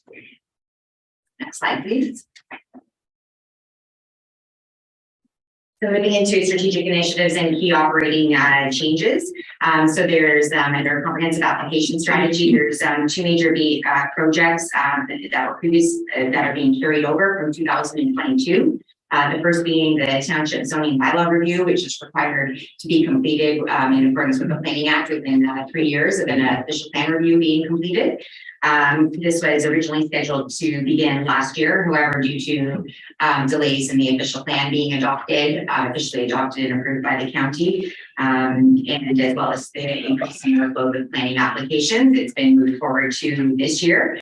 This project is proposed to all be done and completed in-house by staff. However, there's $25,000 that we are carrying over from 2022 to 2023 that will require just external expertise professional fees to particularly review our parking standards and rates by a professional parking consultant to help inform those sections of the bylaw. The secondary plan, Amherst View West secondary plan. So this project is proceeding into 2023 due to the scope of work being expanded for the project in July of 2022, which was approved by council at that time. This also included an extension of the project to later in the summer of 2023. So $156,000 is being proposed in expenses, primarily the consultant fees to complete the project. $15,000 is also included for an area rated development charges study in order to address the infrastructure requirements and associated costing with that, and looking at cost sharing amongst landowners as well within the secondary plan. Additional public engagement activities with the public and the landowners is all going to be coming forward in the early spring with completion date of the project in late summer. Moving on to staffing, we are proposing $14,000 for a building student to help assist our development services analysis with permit intakes and filing. I also want to note that we previously had a planning summer student position in 2022, which we're not asking for this year and proposing to change that to a building student. Other staffing changes that were approved by council in 2022 are also now reflected in this 2023 budget. So this includes a 2-year approvals planner contract position, as well as the temporary position of chief planner special projects. Revenue, the revenue in the building division is significant, and that building permit fees are proposed to be over $700,000, which is an increase of over $126,000 from last year. This is due to a number of factors, including increase in permits that we've seen, as well as increase in construction costs. So, for example, from 2021 to 22, the total cost of construction increased by over $45 million.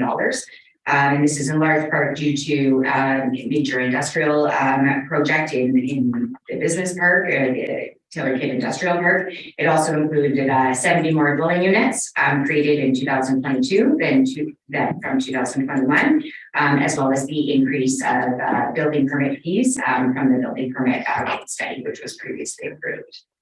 So this is the first year that building can utilize the building rate stabilization reserve fund to balance their budget. And then in terms of expenses, the planning consultant that we're utilizing on particular Planning Act applications to assist in review, that is proposed to drop by $10,000 from last year. And we're also proposing a reduction in $8,000 in the Heritage Grant Program. This is being proposed as previous funds for grants haven't been really utilized in the last couple of years due to a lack of applications. So we're reflecting that in here. And last slide, please. So in terms of industrial lands, the Loyalist East Business Park, there's still 11 lots anticipated to be closing in 2023. And majority of these were delayed in terms of when we expected to see site plan applications submitted. So issues in just getting those in and what the expectations were in terms of what we thought timelines were and additional time that people needed to get applications in. So a number of them have been submitted now and are under review. So we'll realize those that revenue in 2023. And so the net projected sales are proposed to be over $2 million, and that all those sales are used for the servicing of the phase 2 of the business park. And then as well, in the Taylor Kid Industrial Park, we have the 2 large parcels anticipated to also be closing in 2023, which will be over $5 million net projected sale proceeds. And those proceeds are set to flow through to the reserves and debt, as Mr. Renier's alluded to earlier. I think that's it for us. Okay. Any questions from council for, what's the acronym? EGATS. EGATS. EGATS. I'm getting there. Any questions for Councilor Ennis? Thank you, Mr. Mayor. For engineering and environment, you mentioned the 181,800 to recover from developers. What types of work are recovered from developers? What's the delineation between what may be kind of direct bill to recover to developers to be recovered and what work is not? Yeah, so what we're able to directly bill is identified under our development agreements. So an easy example would be for subdivision work. If we're out in the field doing inspections of the road base or water main or anything like that that's being installed, that's recoverable.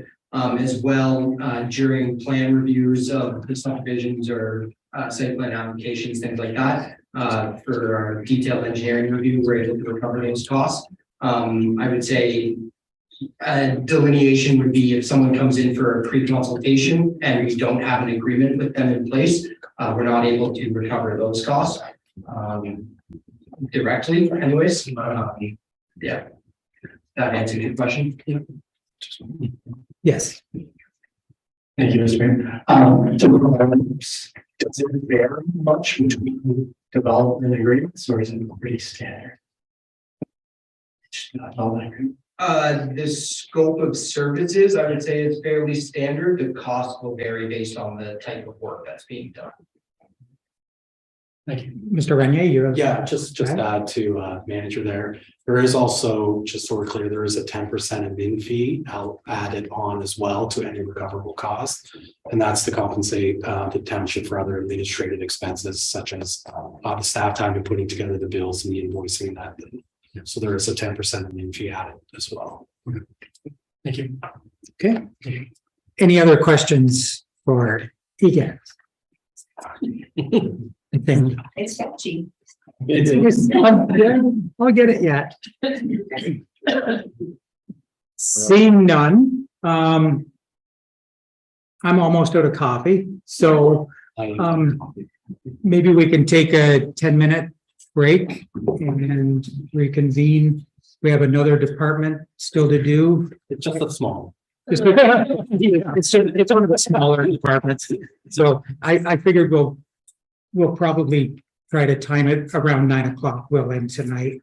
And but if we can take a 10-minute break, we'll reconvene about 5 to 8.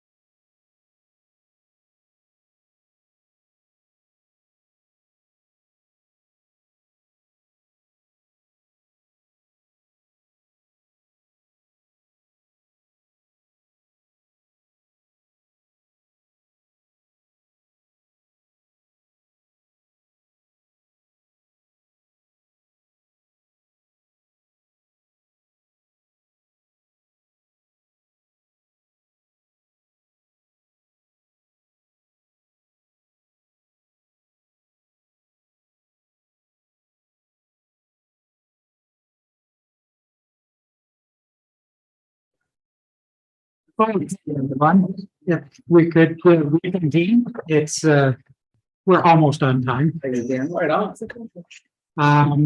Just. So do you have an introduction to? I'm wondering. Sure, I will introduce Director McFarland, who will speak to community and customer citizens. Director McFarland. Good evening. The Community and Customer Services Department is comprised of 3 divisions: Recreation and Facilities, Heritage, Culture and Tourism, and Public Works, which includes public transportation. Our approximately 112 dedicated staff provide services that impact multiple facets of our residents' and visitors' lives. These services include, but are not limited to, recreation program development and delivery, maintenance and operation of municipal facilities, including parks and sports fields, care and operation of historic sites, collections and artifacts, community engagement, cultural community events, road maintenance, including winter control, corporate fleet maintenance, waste management, stormwater management, and public transportation, including a ferry service. The community and customer service overall draft departmental operating budget is approximately $8.1 million, which is an increase of 7% over the 2022 approved budget. This represents 44% of the township's total tax levy requirement. And this year, each manager will present the budget for their division. And I will now turn it over to our manager of recreation, Terry Lamb. Thank you, Director McFarland. So just have a few prepared notes for you this evening. So overall, the Recreation and Facilities Division includes both the operation and management of parks and facilities, as well as recreation and leisure programming. Both the 2017 Parks and Recreation Master Plan and the 2022 Recreation Service Delivery Review, as well as other corporate plans, drive the work of our division. Parks and facilities includes multiple municipal office facilities, recreation and leisure facilities, libraries, community buildings such as the Amherst Community Hall, heritage facilities, operation garages and yards, 40 parks and counting. Every year we're adding more, and various structures including a heritage conservation area, playgrounds, sports fields, and sport courts. Although the division is back to providing full services, we are still rebounding post-pandemic and are sensitive to some hesitation in the community to return to pre-COVID participation. The impact of the pool closure and the community hub development does impact this year's operating budget, which I will speak to more in depth within the presentation. Overall, the division net operating budget is $3.3 million, which is an increase of about $336,000 or 11% over last year. This increase is due to varying items, which of course I'm going to go into next. If I can get the next slide, please. So within the division, there are many budget departments. However, I've identified 4 main themes, which highlight over 14 key revenue and operating expenses. Within facilities, there's $252,000 in utility costs just at the W.J. Henderson Recreation Center alone. And that does take into consideration the closure of the pool, both hydro and water. There's $64,200 utility costs at the municipal offices. Also within our budget is the management offices at $165,000 in rent. And then there's $42,500 in maintenance of the recreation and facilities maintenance fleet that we work hand in hand with our public works firm. Within parks and sports fields, there's $672,000 in parks maintenance. This does include labor, which is a large portion of it, which is the day-to-day maintenance of all the parks and outdoor spaces maintained by this division, including horticulture, turf management, washrooms, garbages, paths and trails, and playgrounds. And then sports field maintenance accounts for $153,000. And again, this is turf maintenance, grooming, utilities. Many of our sports fields do have lights, washrooms, garbage, and all the necessary materials and supplies to maintain the facilities. Community buildings and libraries. $61,400 is the net facility cost of the Amherst Community Hall and Sharing Center alone. That is a very popular facility that we are seeing daily increases on booking permits for that facility coming out of COVID, which is great to see. $160,000 in net facility costs of designated heritage properties.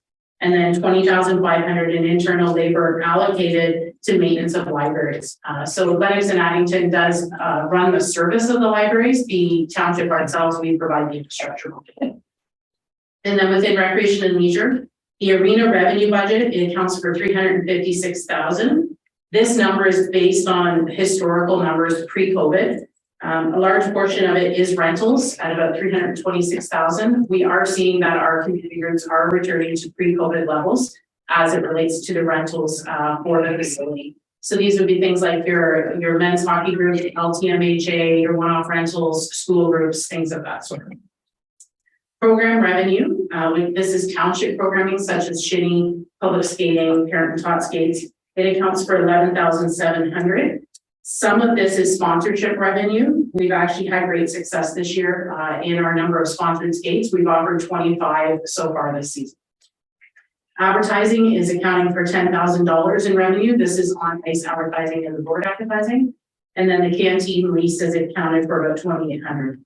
And that's what makes up your arena revenue line within that budget.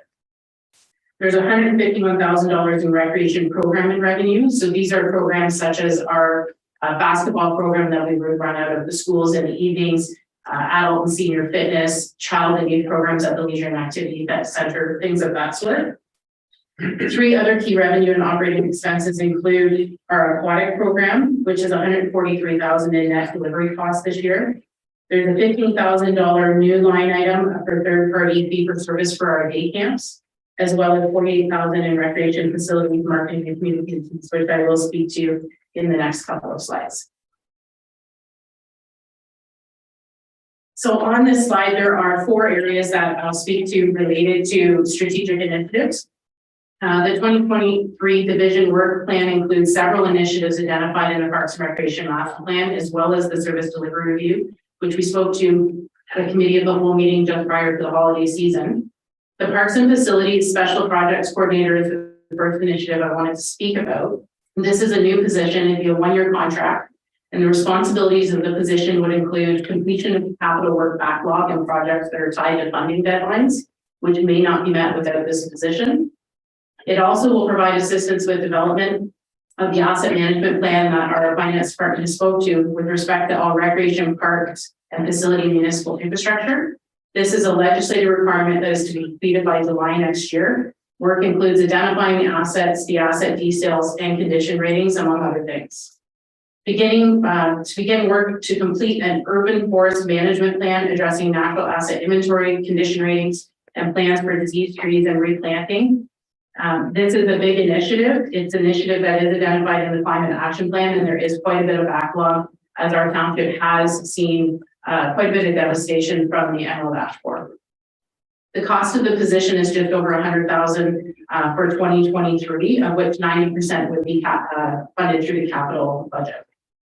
The second initiative is our advertising and sponsorship program. This initiative is in collaboration with corporate communications. It looks at the advertising opportunities at township facilities such as the arena and sports fields, and they will be identified and formalized to be able to drive the program more. Sponsorship opportunities exist for such things as special events, for instance, our upcoming spring ed hunt, recreation programs and activities. Within the 2022 ice season, as I've already mentioned, we have already had sponsorship support 25 public skating events at the arena, which means our public can attend those skates with free charge on behalf of the sponsorship. Heritage, Culture, and Tourism has also identified sponsorship opportunities to support community events. This initiative has no additional expenses as it will be managed in-house through our community current resources. The initiative results in a free program opportunities for the community, and the revenue assists to offset costs of operation and program delivery. The third initiative is related to our designated heritage properties.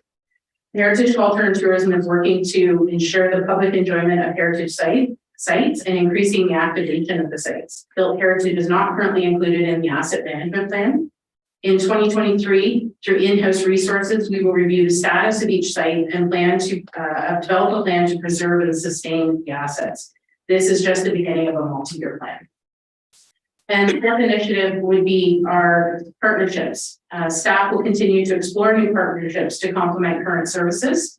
The goal is for partnerships to improve and or enhance the delivery of recreation and leisure services. As new partnerships are identified, information will be brought to council, including details of the level of service and the financial impact. On the next slide, please. Thank you. So the key operating changes, in your budget binder, there are several operating changes listed. However, the following highlights and summarizes the key changes. The impact of the pool closure. The revenue is down $355,000. Expenses such as labor, utilities, and materials are down just over $400,000. Alternative programming for Loyalist Township residents is being offered at 2 pools within Kingston, both the YMCA and the BGC Southeast off Bath Road. Expenses include $110,000 for pool revenue, or pool rental, and just under $100,000 in part-time wages. Revenues are budgeted about $75,000. This offset in subsidy is normal for our aquatics budget. It is important to note that this is based on if we were to fill every program that we can offer based on the pool time that we can capture. We are capturing as much pool time as possible within those facilities based on the times that we know our residents will actually swim. Day camp partnership. This is another initiative that is key operating changes for us. In early 2022, the township entered into an agreement with BGC Southeast for the delivery of day camp programming in the township for summer camp, March break, and PD days. This partnership enables an expanded level of service, as previously due to resource challenges, camp was only offered in Amherst. Through this partnership, summer camp will be offered in 2023 in Amherst, Bath, and Odessa, with 80 to 100 spots per week in each community. 2023 is the first full year of the approved partnership. The impact on this year's budget includes day camp revenue being down about $130,000. Part-time wages are down just over $72,000. And within the agreement, BGC, there is a fee for service for them of $15,000, which equates to $5,000 per site that they activate. The next operating change would be our arena maintenance. So the net budget is down from 2022 at about $30,500. This is reflective of a couple things. One being the 4-year average, taking into consideration that different years, different maintenance things have to happen. It's not certainly the same thing every year. It also takes into consideration the community hub project and renovation of the facility that is being considered in 2024. These details will be presented with the validation report coming later this year. But the changes we've been able to make will ensure that we can sustain the facility until the community hub project happens. Community buildings and built heritage. We've increased maintenance of community buildings and libraries. It is now $64,500. Previous year operating budgets were minimal, resulting in minimal and responsive maintenance and no preventative maintenance plan. You will hear from my colleague Lindsay T, our manager of Heritage Culture and Tourism, of the positive activation initiatives and programming at our heritage sites. The result of this new engagement is a requirement to ensure the sites are maintained and adequate for the activation. The next key operating change is marketing and communications. Overall, the marketing budget within the division is $48,000 for the year. It's an increase of $24,000, which includes the return of the print recreation guide, which has been rebranded as the Explore and Play Guide. This printed guide will be delivered to homes quarterly. New in 2023, the guide includes collaboration with Heritage Culture and Tourism, and it's an effective marketing and awareness tool for recreation, leisure, and aquatic program offerings, special events, community events, and historic site offerings. Feedback from residents has indicated that the print guide is a welcome return post-COVID. It is an effective way to communicate with all our residents, and it considers that not everyone utilizes social media or other marketing platforms. Like so many things, we are experiencing increased costs related to printing and distribution of the guide. So this guide will be distributed to each resident within Loyalist. We also do have a list of other within I'll say the west side of Kingston, as well as some Napanee addresses and Stone Mills address that we do deliver the guide to, because we do see them as our regular participants at our programs. So at this time, I'll pass the presentation to Lindsay, our Heritage Culture and Tourism Manager. Thank you, Carrie. Perfect. Thanks, Carrie. Good evening, Council. I'm pleased to be here this evening to present the 2023 operating budget for the Heritage Culture and Tourism Division on behalf of the HCT team and the Department of Community Customer Services. The HCT division's mandate is to help support the township and its residents, providing resources and dedication to focus on the numerous historical assets and their preservation, the cultural vibrancy, and tourism opportunities within the township. Through the support of council, staff, community stakeholders, and residents, the division strives to emphasize public enjoyment of heritage and culture while building local and regional partnerships to enhance Loyalist Township for residents and visitors alike. Included within this is focusing on elements such as our heritage sites, buildings, collections, and artifacts, community cultural events and programming, cultural asset mapping, and inclusive and collaborative community engagement and development. The Heritage Culture and Tourism Division has a full-time staffing complement of 2, with additional support staff during the summer season. As you will see here, the division is proposing a 2023 operating budget of just over $524,000, which results in a net levy impact of $477,100. This is a 19% increase from last year's budget, which reflects the continued expansion of existing and the introduction of new initiatives that will support the division's mandate to ensure its second year is a success. Okay, so as you'll see on the slide, and on page 49 of your budget binder, we've highlighted here on the screen a few key operating expenses within the proposed budget. So up first, staff are proposing to continue the redevelopment of the traditional light up the season celebration. This will include the removal of the damaged treetop lighting that is still in the upper trees, with the addition of purchasing new commercial grade lighting for the park, as well as a conservative continuation of expanding the seasonal lighting and celebrations into the additional hamlets of the township, which will start in 2022. The Bath Canada Day Committee is proposing an event budget of just over $38,000 this year. Majority of expenses will be funded through the traditional channels, including sponsorships, donations, and vendor fees. New this year, the committee is proposing a 3-year plan that sees a portion of the revenue fund used to help offset event costs. At the end of the 3-year plan, the reserve will hold and maintain $15,000 balance to support pre-event planning on an annual basis and support any shortcomings that may arise. Upon that time, the committee will reactivate fundraising initiatives and increase sponsorship requests to support the event costs year over year. Up next is the Bath Museum Committee. So the committee is seeking a conservative $4,000 to support with their plans to open the museum periodically during what is the traditional off-season by participating in various activities, including opening for long weekends throughout the year and participating in activities that take place within the village, such as March of the Museums, Fall in Love with Bath, and Mary Little Main Street. Funds will also be used to support with new exhibit designs, upgrading to meet AOTA compliance information panels. Staff are proposing just under $5,000 each year to support travel expenses, memberships, conferences, and seminars. Included within this is a corporate membership with both the Ontario Museum Association and the Kingston Association of Museums. These memberships will expand the opportunity to strengthen our regional partnerships, collaborate with neighboring leaders, and to assist with the goal of marketing Loyalist Township as a tourism destination. An example of the great partnerships within these memberships, we're excited to be participating for the first time in the Kingston Association of Museums March of the Museum program. And on March 15th, coming up here shortly, we will be hosting an educational puppet show at the Discovery Center in Bath. And that's been paid for by the Kingston Association of Museums.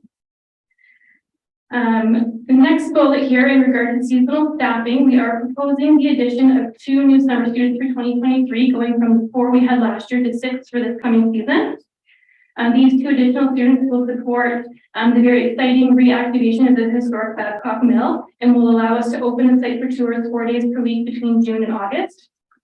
Although the Fairfield Lighthouse will be closed for the summer season due to the rehabilitation project that will be kicking off this spring, the summer staff will still be assigned to that house to support a very important collections management project that staff will undertake while the house is closed. Staff have applied with HR's help for some summer student grant funding to support with these expenses. And we're still waiting results. And lastly here, we've identified $83,000, which will support all the elements of the annual community events, activities, and programs that we're planning for 2023. And within this, it includes all the supplies, contracted services, and advertising for about 13 community events, 3 months of activation at both the museum and the Babcock Mill. As Karen mentioned, a partnership with the Recreation and Leisure Resources Division to include the heritage, culture, and tourism content within the newly rebranded Explore Play Guide, and to implement a new cultural program, which is educational opportunities to highlight cultural diversity within Loyalist Township.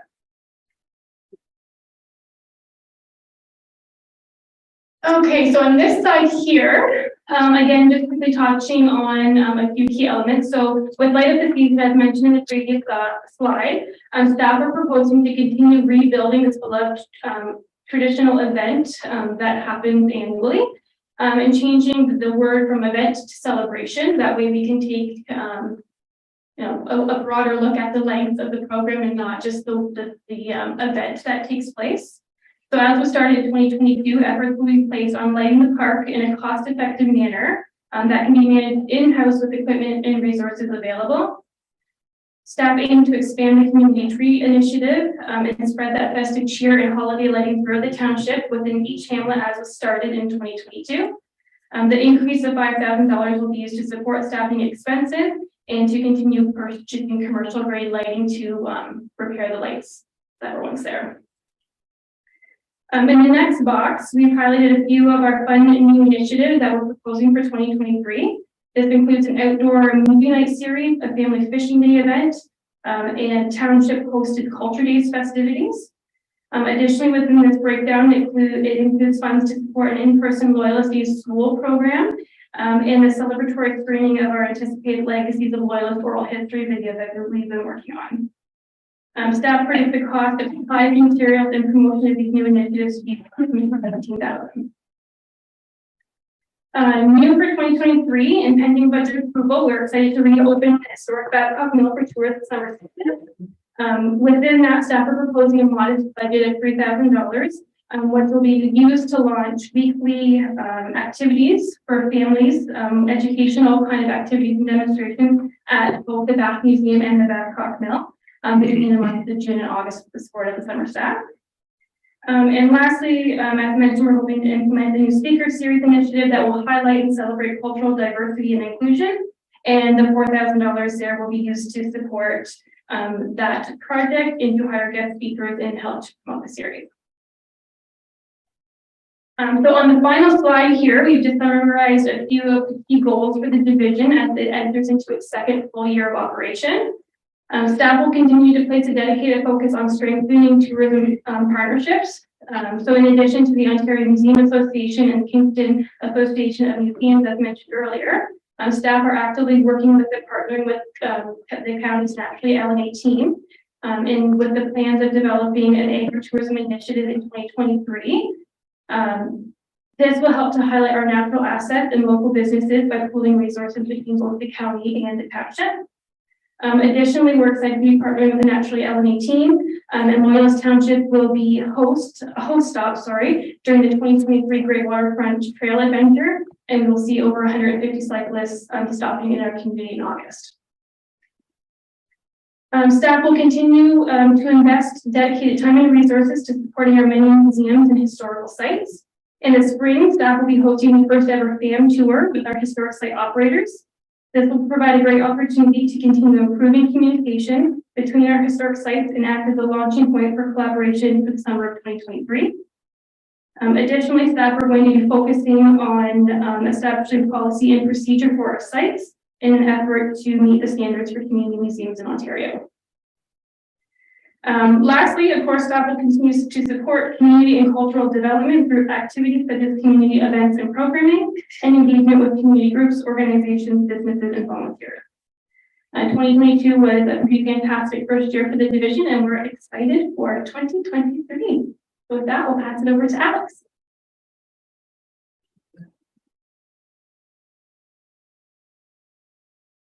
Good evening.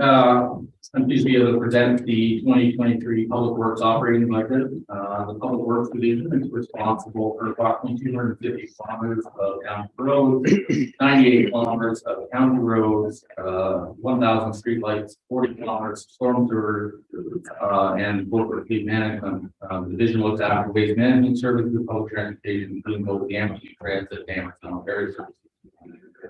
Transportation services township portion of the budget includes maintenance of township roads, bridges, culverts, street lighting, sidewalks, and public works facilities. We're forecasting a 1% decrease in this budget for 2023, partially due to efficiencies related to our ongoing preventative maintenance programs, reallocation of some operating costs of other areas, and lower averages due to winter control. The township services county budget represents the cost of maintaining the county road network within Loyalist Township. While the budget reflects a 7% increase to the township net levy, township staff have been working with the county and other lower tier municipalities on a new construction and maintenance agreement, which will keep the minimum required expenditures the same for 2022, while billable equipment rates rise with the new agreement. This should help to reduce the township net levy requirements in 2023. This budget is heavily impacted by winter control expenses for the county road network, and the lighter than average winters over the last 3 years have resulted in large surpluses requiring the township to potentially refund the county some of their base funding. Stormwater management is expected to increase by 17% in 2023. This is mainly due to the implementation of the new provincial requirements for stormwater treatment and monitoring. This budget includes additional money for the completion of the infrastructure master plan and ongoing inspection of the storm sewer system. Waste management includes the waste collection contracts, recycling contracts, landfill operations, and household hazardous waste.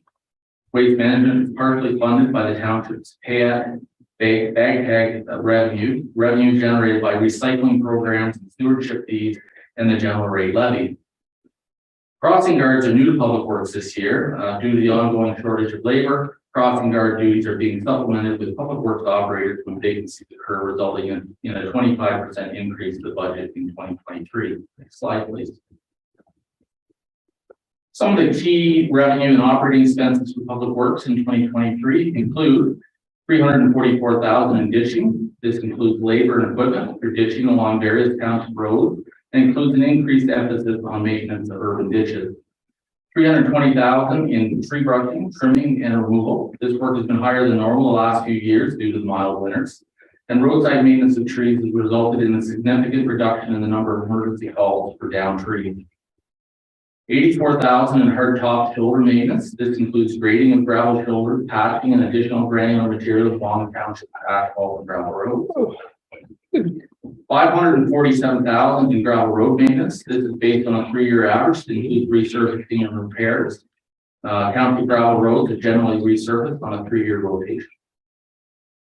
$500,000 in winter maintenance. This is the labor and equipment portion for plowing and sanding of township roads.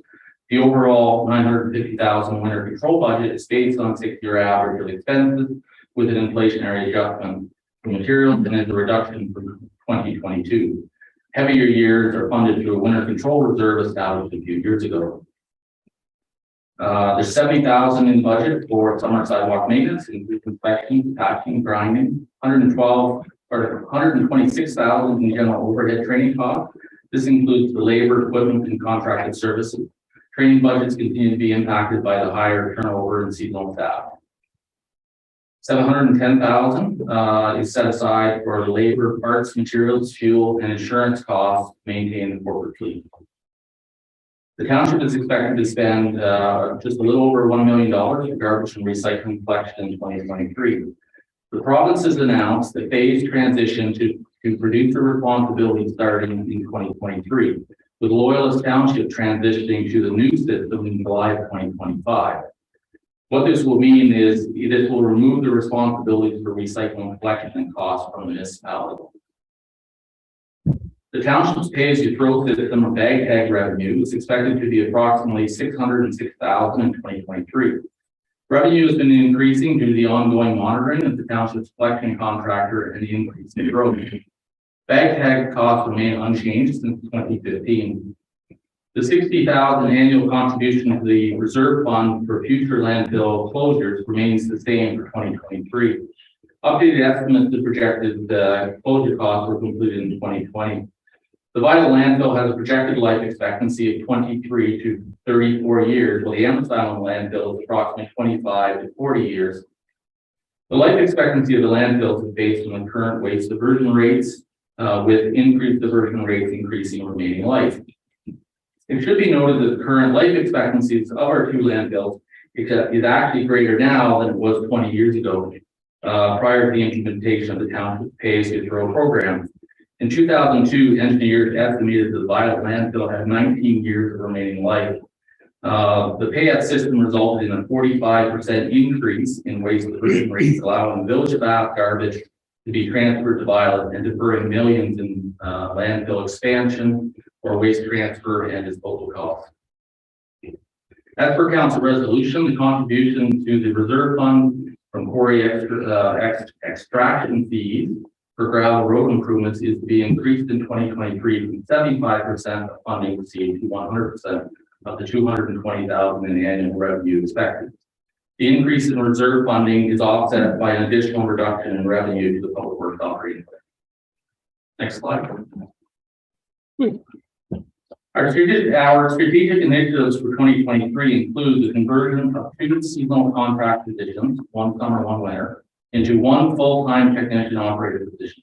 This position will support the implementation of the asset management preservation program identified in the 2023 capital budget, along with providing additional technical support to public works divisions for data collection, permitting, and approvals. The conversion of these 2 positions results in an incremental increase of $13,400. 3 temporary contract positions in place since the winter of 2020-21 are proposed to be made permanent in 2023. Experienced seasonal contract operators have been difficult to recruit and retain in the current economic climate, resulting in a higher than normal mid-season turnover. Insufficient winter control staff could make it difficult to meet minimum maintenance standards. The budget includes a portion of the new Parks and Recreation Assistant Supervisor salary to reflect their involvement in winter control. Through our enterprise leasing agreement, the township is required to utilize GeoTab AVL monitoring system. This system provides vehicle analytics, including vehicle usage, error codes, mileage, safety, location data, etc. Along with this analytical data, GeoTab allows the township's fuel system to connect to Clidio, a cloud-based fleet management system used by staff to perform electronic daily safety inspections, compliance reporting, record defects of vehicles, track service needs, and maintenance costs, etc. In 2024, the township will need to go out to tender for a new waste management contract for the solid waste pickup. Public Works is proposing to undertake a waste management master plan in 2023 with a goal of or master plan study in 2023 with the goal of providing public consultation on a 20+ year framework on how waste management services in Loyalist Township should evolve and be funded. This could include changes to the existing services or new initiatives such as green bin collection or other waste diversion programs. Public Works will be bringing a rural road improvement plan forward to council in mid-2023. The report will provide financial options to council for improvements to the township's gravel road network, including options for the upgrading of some road surfaces. Next slide. In summary, key operating changes in 2023 include the net quarry, the first one, yeah. Net quarry reserve transfer is increased by $45,000. The internal labor allocated to capital is increased by $52,000. Winter control budget is based on a 6-year average. A new county construction and maintenance agreement in 2023 is expected. Bag tag revenue is expected to increase by $56,000 with no increase in rate. Waste collection and recycling contracts to increase by $169,000. Materials, parts, and fuel, including continue to face significant inflationary pressures. Insurance is up by $71,800, and that would include the public works portion of the budget.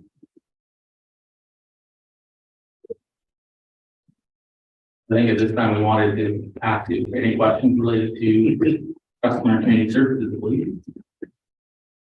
Council, any questions for community and customer services?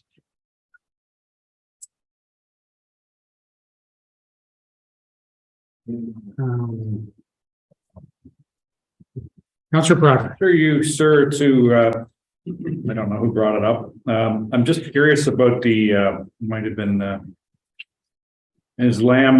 forest management plan. Is that just township properties or does that take into consideration, Parrots Bay, the Queen's, plot north on Taylor Kidd? What's the sort of general parameters of that? Through you, Mr. Chair, the forest management plan is, I'll say mostly to deal with township property. However, we'll take into consideration things like the full tree canopy of the township itself. So we'll consider external lands that aren't owned by the township, and we'll take into consideration initiatives such as the climate action plan that, 20,000 trees in 10 years. Those don't necessarily have to be on township lands. So it will blend into other lands outside of the township, but our focus at first will be to get a good handle on our own inventory and where we're at and where we need to move to moving forward. And just a second one, you mentioned something, your projections are based on a fairly full swim program. Do you have any, I know it's just a short program so far, but do you have any idea what you're at percentage wise? Like, is it on the good side of 50% or the bad side? Excellent question. I would say we're on the good part of 50%. The trends that we're seeing are the learn to swim programs for the little ones. So your I'll say 3 to 7 year olds are oversubscribed. There's waiting lists. As you get into the older, more into the youth age groups, the classes are full enough to run, but they're not necessarily fully subscribed. We are running into some hesitation with some of our residents just not wanting to travel outside of the township. So that is also an issue. The other issue we're having with the swimming is we used to offer swimming lessons 4 nights a weekend on weekends, and we're limited to what we can get in full time. So right now we are Monday, Tuesdays, and Thursday evenings, and we're finding some of those evenings are not popular. Where the Tuesday night, for instance, is a very popular evening. So we're trying to balance the need and hopefully getting enough little ones in the pool to get them to at least have that basic skill of knowing how to swim and survive. Thank you. Councillor Willis. For Ms. Lamb, sorry, through you. The summer camp program, can you just explain to us how that's working? Like the people that are participating are paying a fee to participate in it. So the 15,000, I'm just not clear on where the revenue is and the costs. Through you, Mr. Chair. So previous to our relationship with the BGC Southeast, we would collect the revenues. We did the registration, we staffed it and ran it. Through BGC Southeast, they run the registration. It is, we're paying them to do everything we did for camp.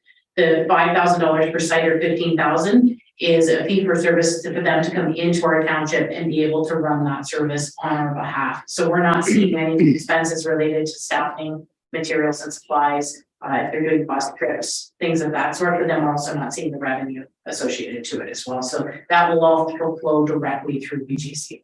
Okay, thank you. Through you, sir. I just have one. I don't know if this is for the treasurer or public works, but I'm just interested in the reserve fund for future landfill.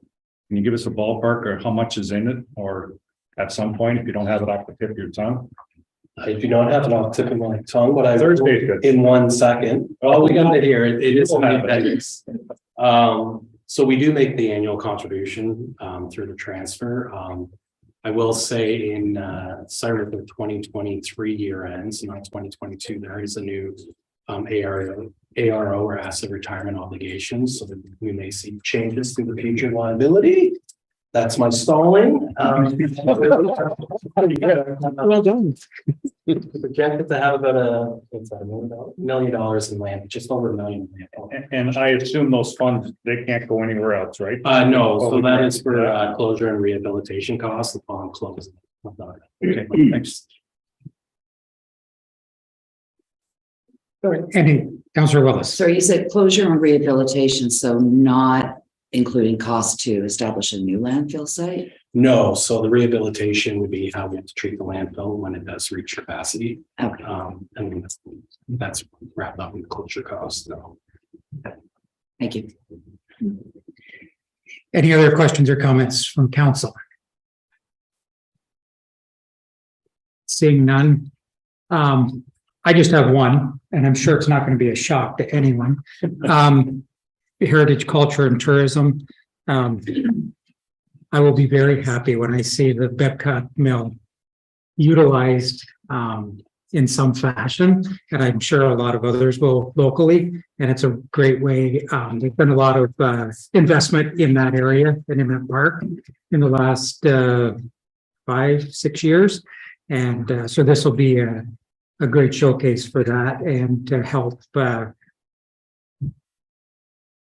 probably secure more funds for more enhancements to the park itself as well. So thank you. And with that, I'll get off my soapbox.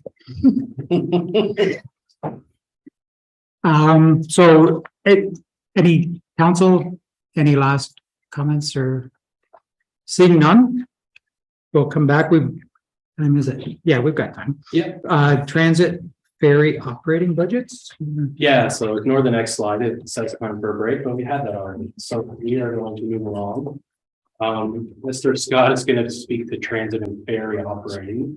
I do just want to note the delineation now. We're leaving the operating and we're moving into other service areas. The areas we're about to speak to are not funded through taxes. So anyone watching, pay close attention. We are moving into the other service areas. The transit services budget, which includes the Amherst transit service area, is to increase by 4%, primarily due to increases in our contract with Kingston Transit for Route 10. I believe it was a 6 point. We just got a notice today, 6.7% increase. Kingston Transit requesting for increase in their services. So there's an annual adjustment for inflationary adjustment within our agreement. The Amherst Route 10 is funded by a combination of special area rate paid by the residents of Amherst, fares collected on board, provincial gas tax money, and other costs. Ridership has increased in 2022. However, it continues to remain well below pre-pandemic levels. Unfortunately, adult and senior riders, as shown here with the gray line, continue the decade-long decline, and the existing transit route is not serving this demographic very well. Next slide. In 2021, Council approved an accessible transit pilot project. Unfortunately, staffing changes with the Kingston Area Taxi Commission, CATC, and staffing challenges at local taxi companies due to the pandemic. This project has been delayed several times. Staff are currently working on a modified agreement with the Kingston Area Taxi Commission that we brought back to Council for approval to implement the pilot project. Loyalist Township has joined the City of Kingston, South Frontenac, and Gananoque on a rural transit study to review potential transit services for rural areas. The goal of this study is to conduct a needs assessment and look at possible transit solutions, allowing commuters to travel to and from rural locations more freely. Existing Route 10 is subject to numerous service delays due to its length and is not serving the needs of commuters or accessible clients very well. Staff are reviewing the issues with the existing route and will be bringing a report forward to Council in 2023 with suggested changes and a potential commuter route to service the Loyalist Township business and industrial parks.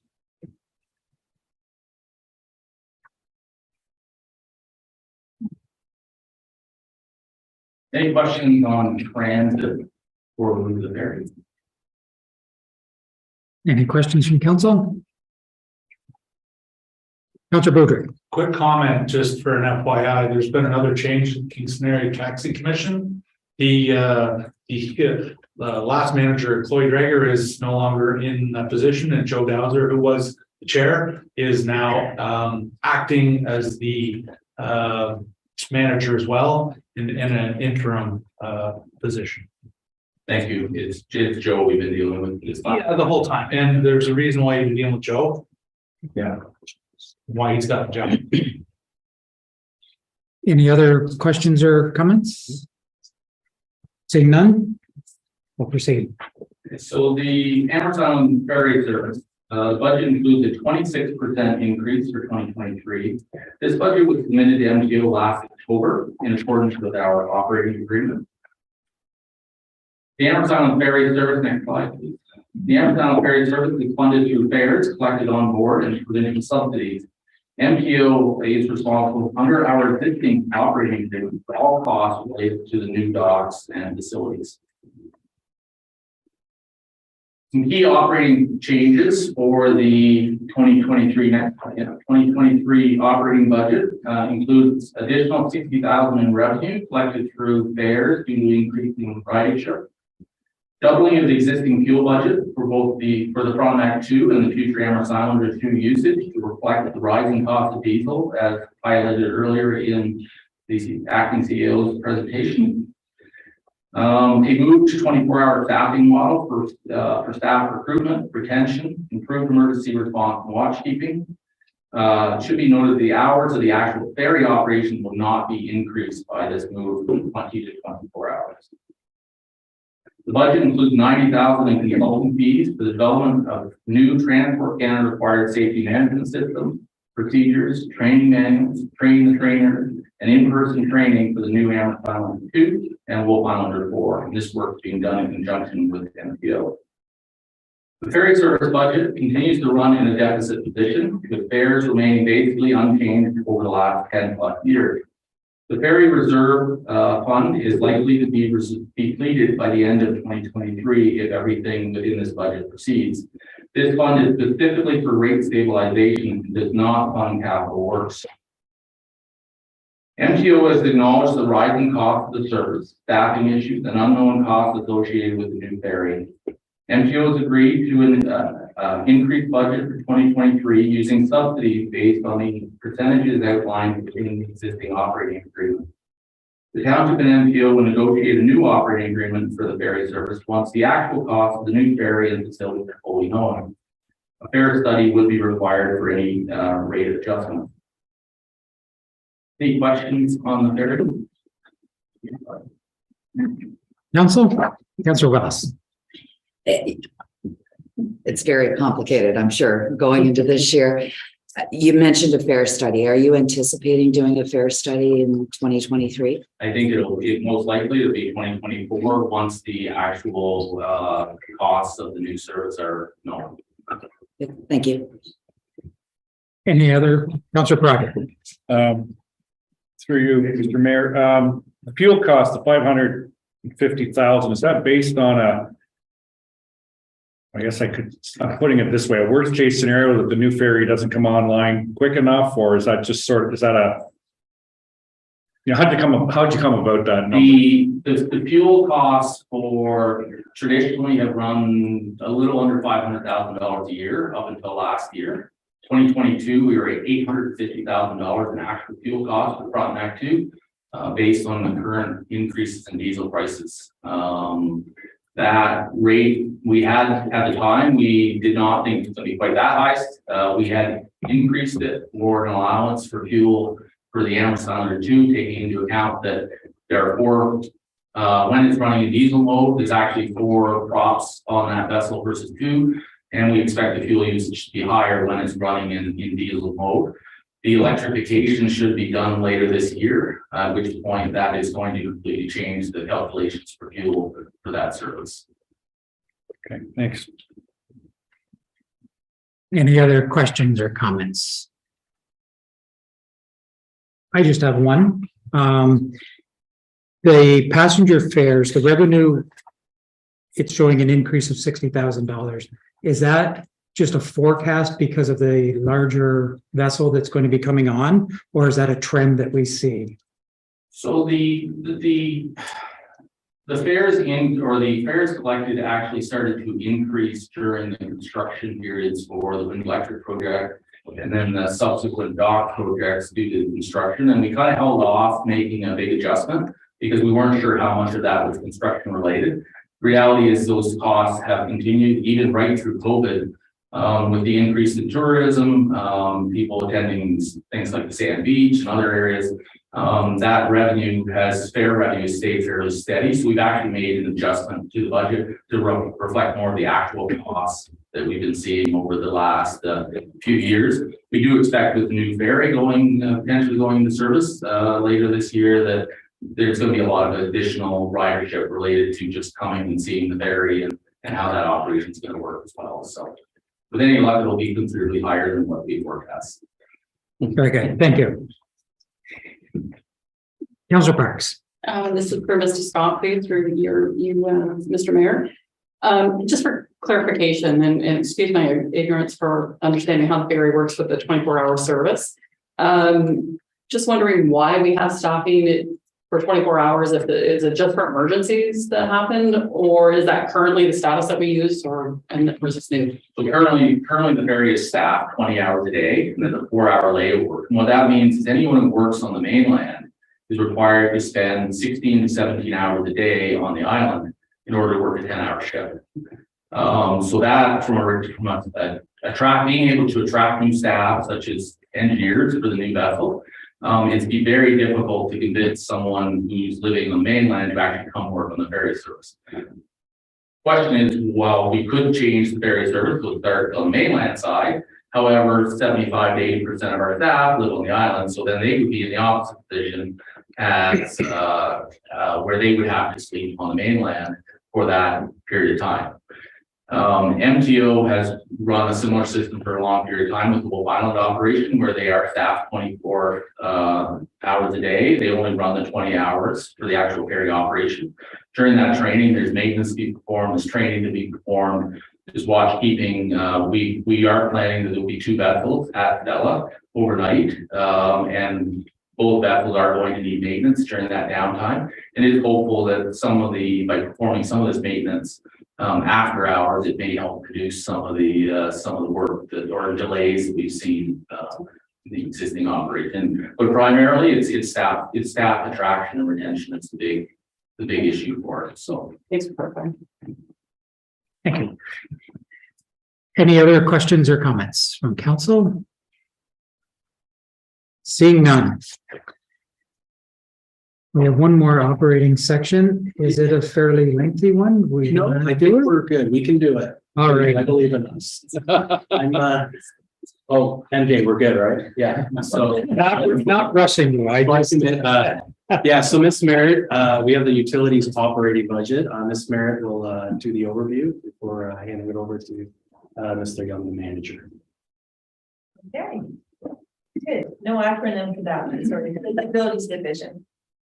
So the Utilities Division provides water and wastewater service to our customers with a number of water and sewage treatment plants, water distribution and sewage collection pumping stations, piping network for Amherst-U, Bath, Odessa, the Loyalist East Business Park, including drinking water to the hamlets of Harewood, Brooklands, and a portion of the Taylor-Kit Industrial Park. There are 17.8 full-time equivalent employees budgeted for in the Utilities Division, and it's funded by the utilities user rate. The Utilities Management Group works out of Manitou location in Amherst-U until the expansion of the Millhaven location is completed, and the Utilities Operating Group operates out of the Millhaven Garage on County Road 4 and the various utilities facilities in Bath and Amherst-U. This slide, the proposed budget for water and sewer for 2023 is $9.7 million, not including projected impost fee activities. This is an increase of 2% over 2022. The increase is mainly due to inflation for external utilities, insurance, chemical costs, and contracted services. So council approved the user rates for 2023 at the December 2022 regular meeting of council.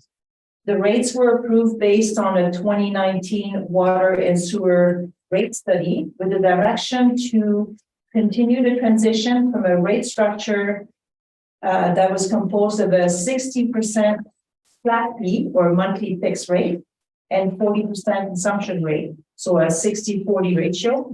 The transition to a 40% flat fee and 60% consumption, a 40-60 ratio by 2029. The table at the top of the slide depicts the change since 2019. So before 2019, the user rates were consistently increased by about 8%, regardless of usage. The shift in fixed rate versus consumption rate is encouraging conservation and has a lower impact on low and medium users, as indicated in the graph. So the blue line is the low user, and the gray line is your higher water user. So the higher users are paying for their higher consumption. Excuse me. The split between higher users and low medium users has also changed since the transition.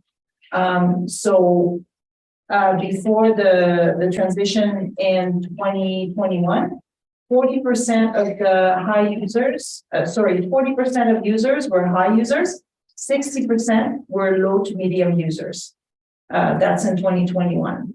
So last year, this is starting to shift. 35% of the users are high in the high range and 65% in the low medium range, which is a step in the right direction with respect to water conservation.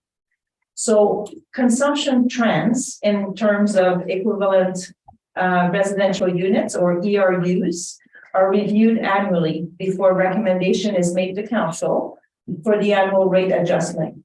It is based on how water has been billed at the end of the year against how many residential units exist at that time.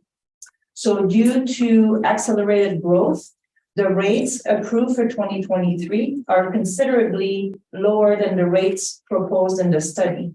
We are on target to achieve the 60-40 ratio by 2029. Now I will invite the utilities manager, Sean Young, to present the core services for utilities division, the operating budget and proposed initiatives for 2023. Thank you, MJ. Thank you, Council, for the opportunity to highlight some of the challenges, changes, and initiatives for utilities in 2023. The core functions for the utilities department is basically as follows: ensuring the treatment and provision of safe drinking water to the public, treatment and collection of wastewater, and legislative compliance with various regulating bodies. And finally, as well, to provide superior customer service to the public. This slide on the screen, there outlines some of the key operating revenues and expenses. Just to highlight a few, our sludge and our chemical costs are substantial, but necessary for the treatment processes, both core water and wastewater. They have seen increasing pressure from inflationary, as you've heard a lot of that tonight, as well as some of our growth. As we treat more water and wastewater, we see our costs go up correspondingly to provide that service. Growth is a good thing, and we like to see that. The good news is that it also helps to offset some of the higher expenses that we're seeing. Next slide, please. This next slide, again, goes over some of the key operating changes, with higher expenses being seen in insurance, chemicals, and hydro. We also have the Fairfield water treatment plant loan that matured in 2022, and therefore we no longer have to pay any more principal and interest payments.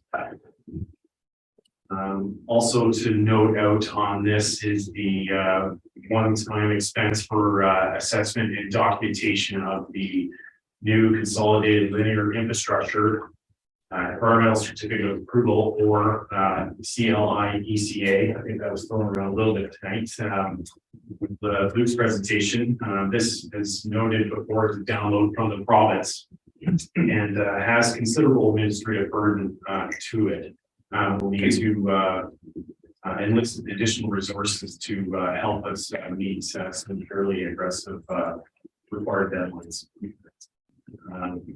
Just in our operational changes and expenses, just like to note that our staff are continually checking our process day in and day out, seeing where we can find efficiencies on everything from hydro to water use, chemical use. So it's something we're looking at review quite often. So we are quickly. Next slide, please.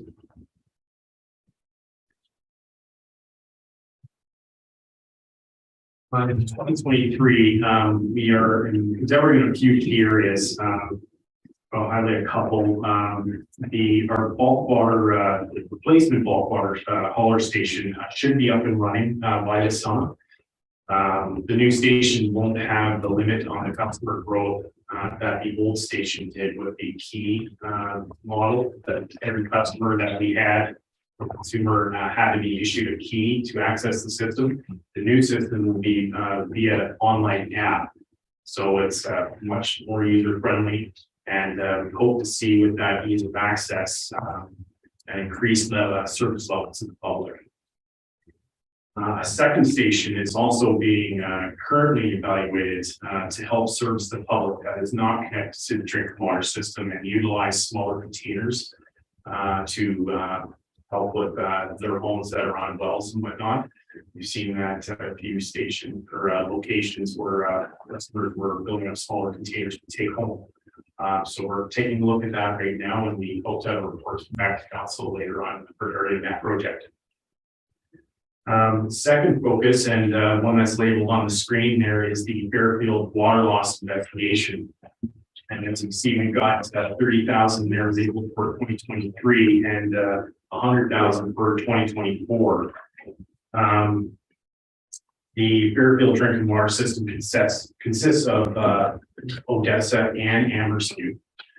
And the next few slides that are going to be posted here are creating part of the great work being completed with the INP project. That's going to be presented to council at a later date. It was discussed earlier. So I'd just like to give a shout out to our friend in engineering for the thanks for the information and help with that. Thank you. And next slide. So there's two graphs or figures on the screen there that you can see. The first one on the left, figures 1, is the Fairfield drinking water system. And basically the breakdown of the water loss in the Fairfield system.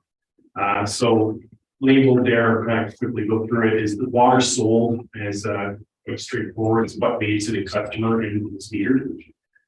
What's left is called non-revenue water. Basically what is that is it's water that's sent out of the system that isn't often billed. It's just referred as water losses. So the losses are broken down into 3 distinct categories labeled there. You can see it's unbilled authorized use, real loss, and apparent loss. Unbilled authorized use is typically water used with our municipal buildings, firefighting, and hydrant flushing, those activities. Real loss is typically leaks, water main breaks, that sort of thing. The third one is apparent loss, and is the largest component at 26.7% in the Fairfield system. And that is due to inaccurate metering and unauthorized use. As you can see at 26.7%, that is the lion's share of the non-revenue water loss. The second figure on the right there is a little more of a breakdown on the amount of water required to provide water to one equivalent residential unit or ERU. Out of every 745 liters of water that we treat, only 402 liters of water actually make it metered with the end user customer. The other 343 liters of water are lost by various means, but mainly through the apparent loss in inaccurate water metering at 260 liters. This issue has a twofold effect where it increases our costs because we have to spend more, treat more water to cover the demand and as well as the losses.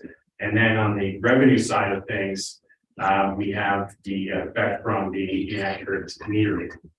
Another effect is also on the water treatment plant capacity. Next slide, please. Bless you.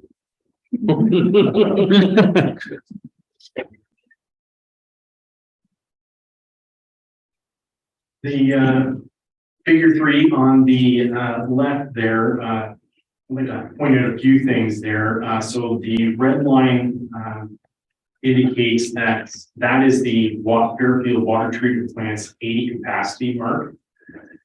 Okay, the top graph line, so one of the squares on it labeled BAU or business as usual, is at the top there. The middle line is if we have some success with getting the water loss under control.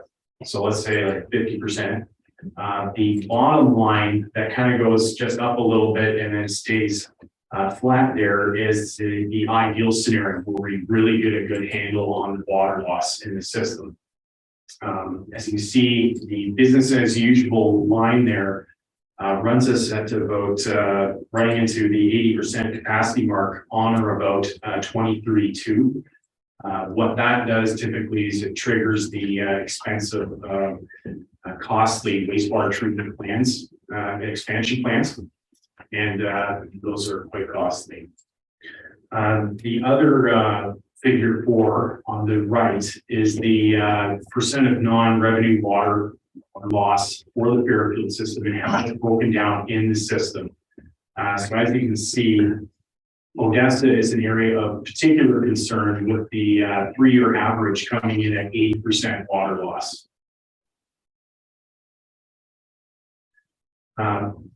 So going forward, and working in conjunction with our colleagues in engineering, the plan to reduce water loss has many avenues, but I'll focus on a few.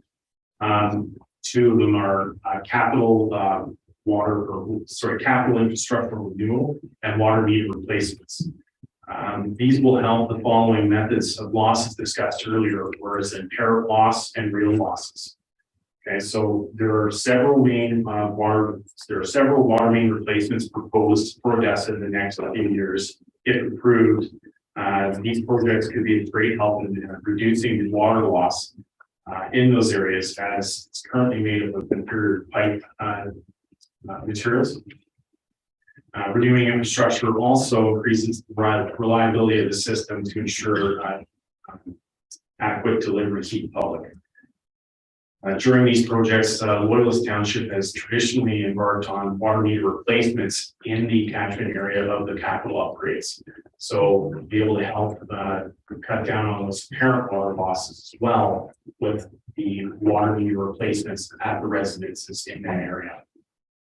As noted before, inaccurate meter or metering is a real concern in the Fairfield system. In 2023, we're proposing to embark on water meter replacements on several multi-residential properties in the Anderson area and several residential water meters in the Odessa area, as noted before. This will be accomplished by our professional staff who will be setting up appointments with customers, making those appointments and switching the meters out. They're very skilled and professional at what they do, and they can provide a very good customer service while doing it. I'd like to point out in closing, though, that as noted at the very beginning, this is a multi-year project, and this is year 1 of a multi-year effort. We'll have more to do in the coming years to address this issue. Though the effort is costly, the costs are significant. It's very much more costly for water treatment plant expansion. So if we can get the water losses under control, we'll definitely save ourselves the added cost of that down the road. And then that's it. If there's any questions, thank you. Thank you. Council, any questions? Yes, Councillor Clark. Thank you, Mr. Mayor. Sean, I got 3 general questions. You know, we have an agreement with drawing a blank, penitentiaries for water. What do schools pay? Are they on, like I was a principal for 10 years, never saw a water bill. Like, is that just a general agreement that there's some kind of formula or whatever with school boards? Through you, Mr. Mayor, I can't really speak to that. I think the rate would be general rate. Is that correct? Yeah, that's a really good question. Maybe pay the same. There's a lot of water that goes through schools. There would be, I would imagine, there's some agreement, like we're just checking our. Yeah, and while you're doing that, just the second question. And I think we might have talked about this at some point. I talked with somebody, sanitary sludge removal. Is there any kind of cost recovery when that goes wherever it goes? Or is that just, does it turn into fertilizer? Somebody buy it off us? What happens with that? Thank you. The question through you, Mr. Mayor. We have an agreement with the sludge hauler that takes care of that. So it is generally field applied. Okay. And it is an expensive endeavor. And as we treat more sewage, personally, that is a byproduct of that process. And just one quick one, my ignorance on this matter, unauthorized water use. Do people get fined for that? Do they ever get hunted down, or what is unauthorized water use? Through you, Mr. Mayor, it is that maybe not intentionally, but it is removed from the system unmetered. I've seen it a few times in my career, and sometimes it is unintentionally. Some people bought the house, was like that type of thing. So as we go into replace the water meters, our staff typically have a very trained eye to kind of have a look at that. Typically, the unauthorized use connections would be before the meter, so you'd be able to track the thing really quickly. Yeah, and that's fairly more of a residential thing than not necessarily. No, no. There's been a few cases that have made the news in the past of some commercial and industrial outfits that through various circumstances, it was unmetered water that ended up through their system. Thank you. And to answer your first question, schools are treated like other institutions, so they pay the same rate, and their ERU would be calculated based on the consumption like other properties of that type. Wow. For the fixed portion. That was fast. Thank you. Don't let the kid at the water fountain hear that. Yeah, they should be monitoring that. Councillor Parks. Thank you, Your Worship. I'm looking just to get some general information, please, on the agreement with Corrections Canada. Yep. In regards to what they pay kind of on an annual basis towards the. So in the general sense, Corrections Canada pays a percentage of majority of the expenses. Some are excluded based on the actual consumption they use. So we reset it every year. Typically it's about 50-50. It's a little lower, a little higher. That's on sewer and water. So one of the byproducts, as you see there, revenues down slightly in these correctional services. So as new development comes on, their proportion of the total expenses or consumption is going down. So you are seeing that go down. In layman's terms, it's about 50-50 right now. But that's how it pretty much. It's based on actual consumption and the percentage of that. Does that agreement go on in perpetuity, or is it renewed every 10 years? No, it doesn't live in perpetuity. We last signed that. Is that a 10-year agreement? A 10-year agreement, and that was a few years ago, I want to say. So we're probably about probably in the middle of that 10-year cycle, probably. But it's certainly not perpetuity though. Thank you. And just to build on that, when you get to capital, you see it does apply to capital works in the past system as well, whereas they pay typically 50% of the capital costs. Right.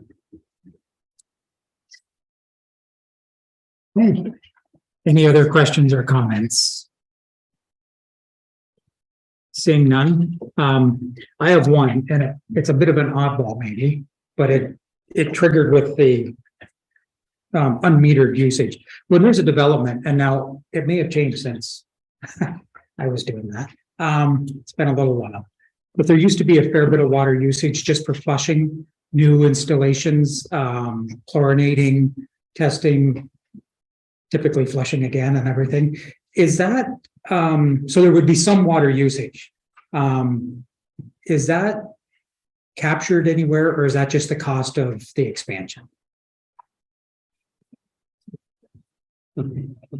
Yes, please.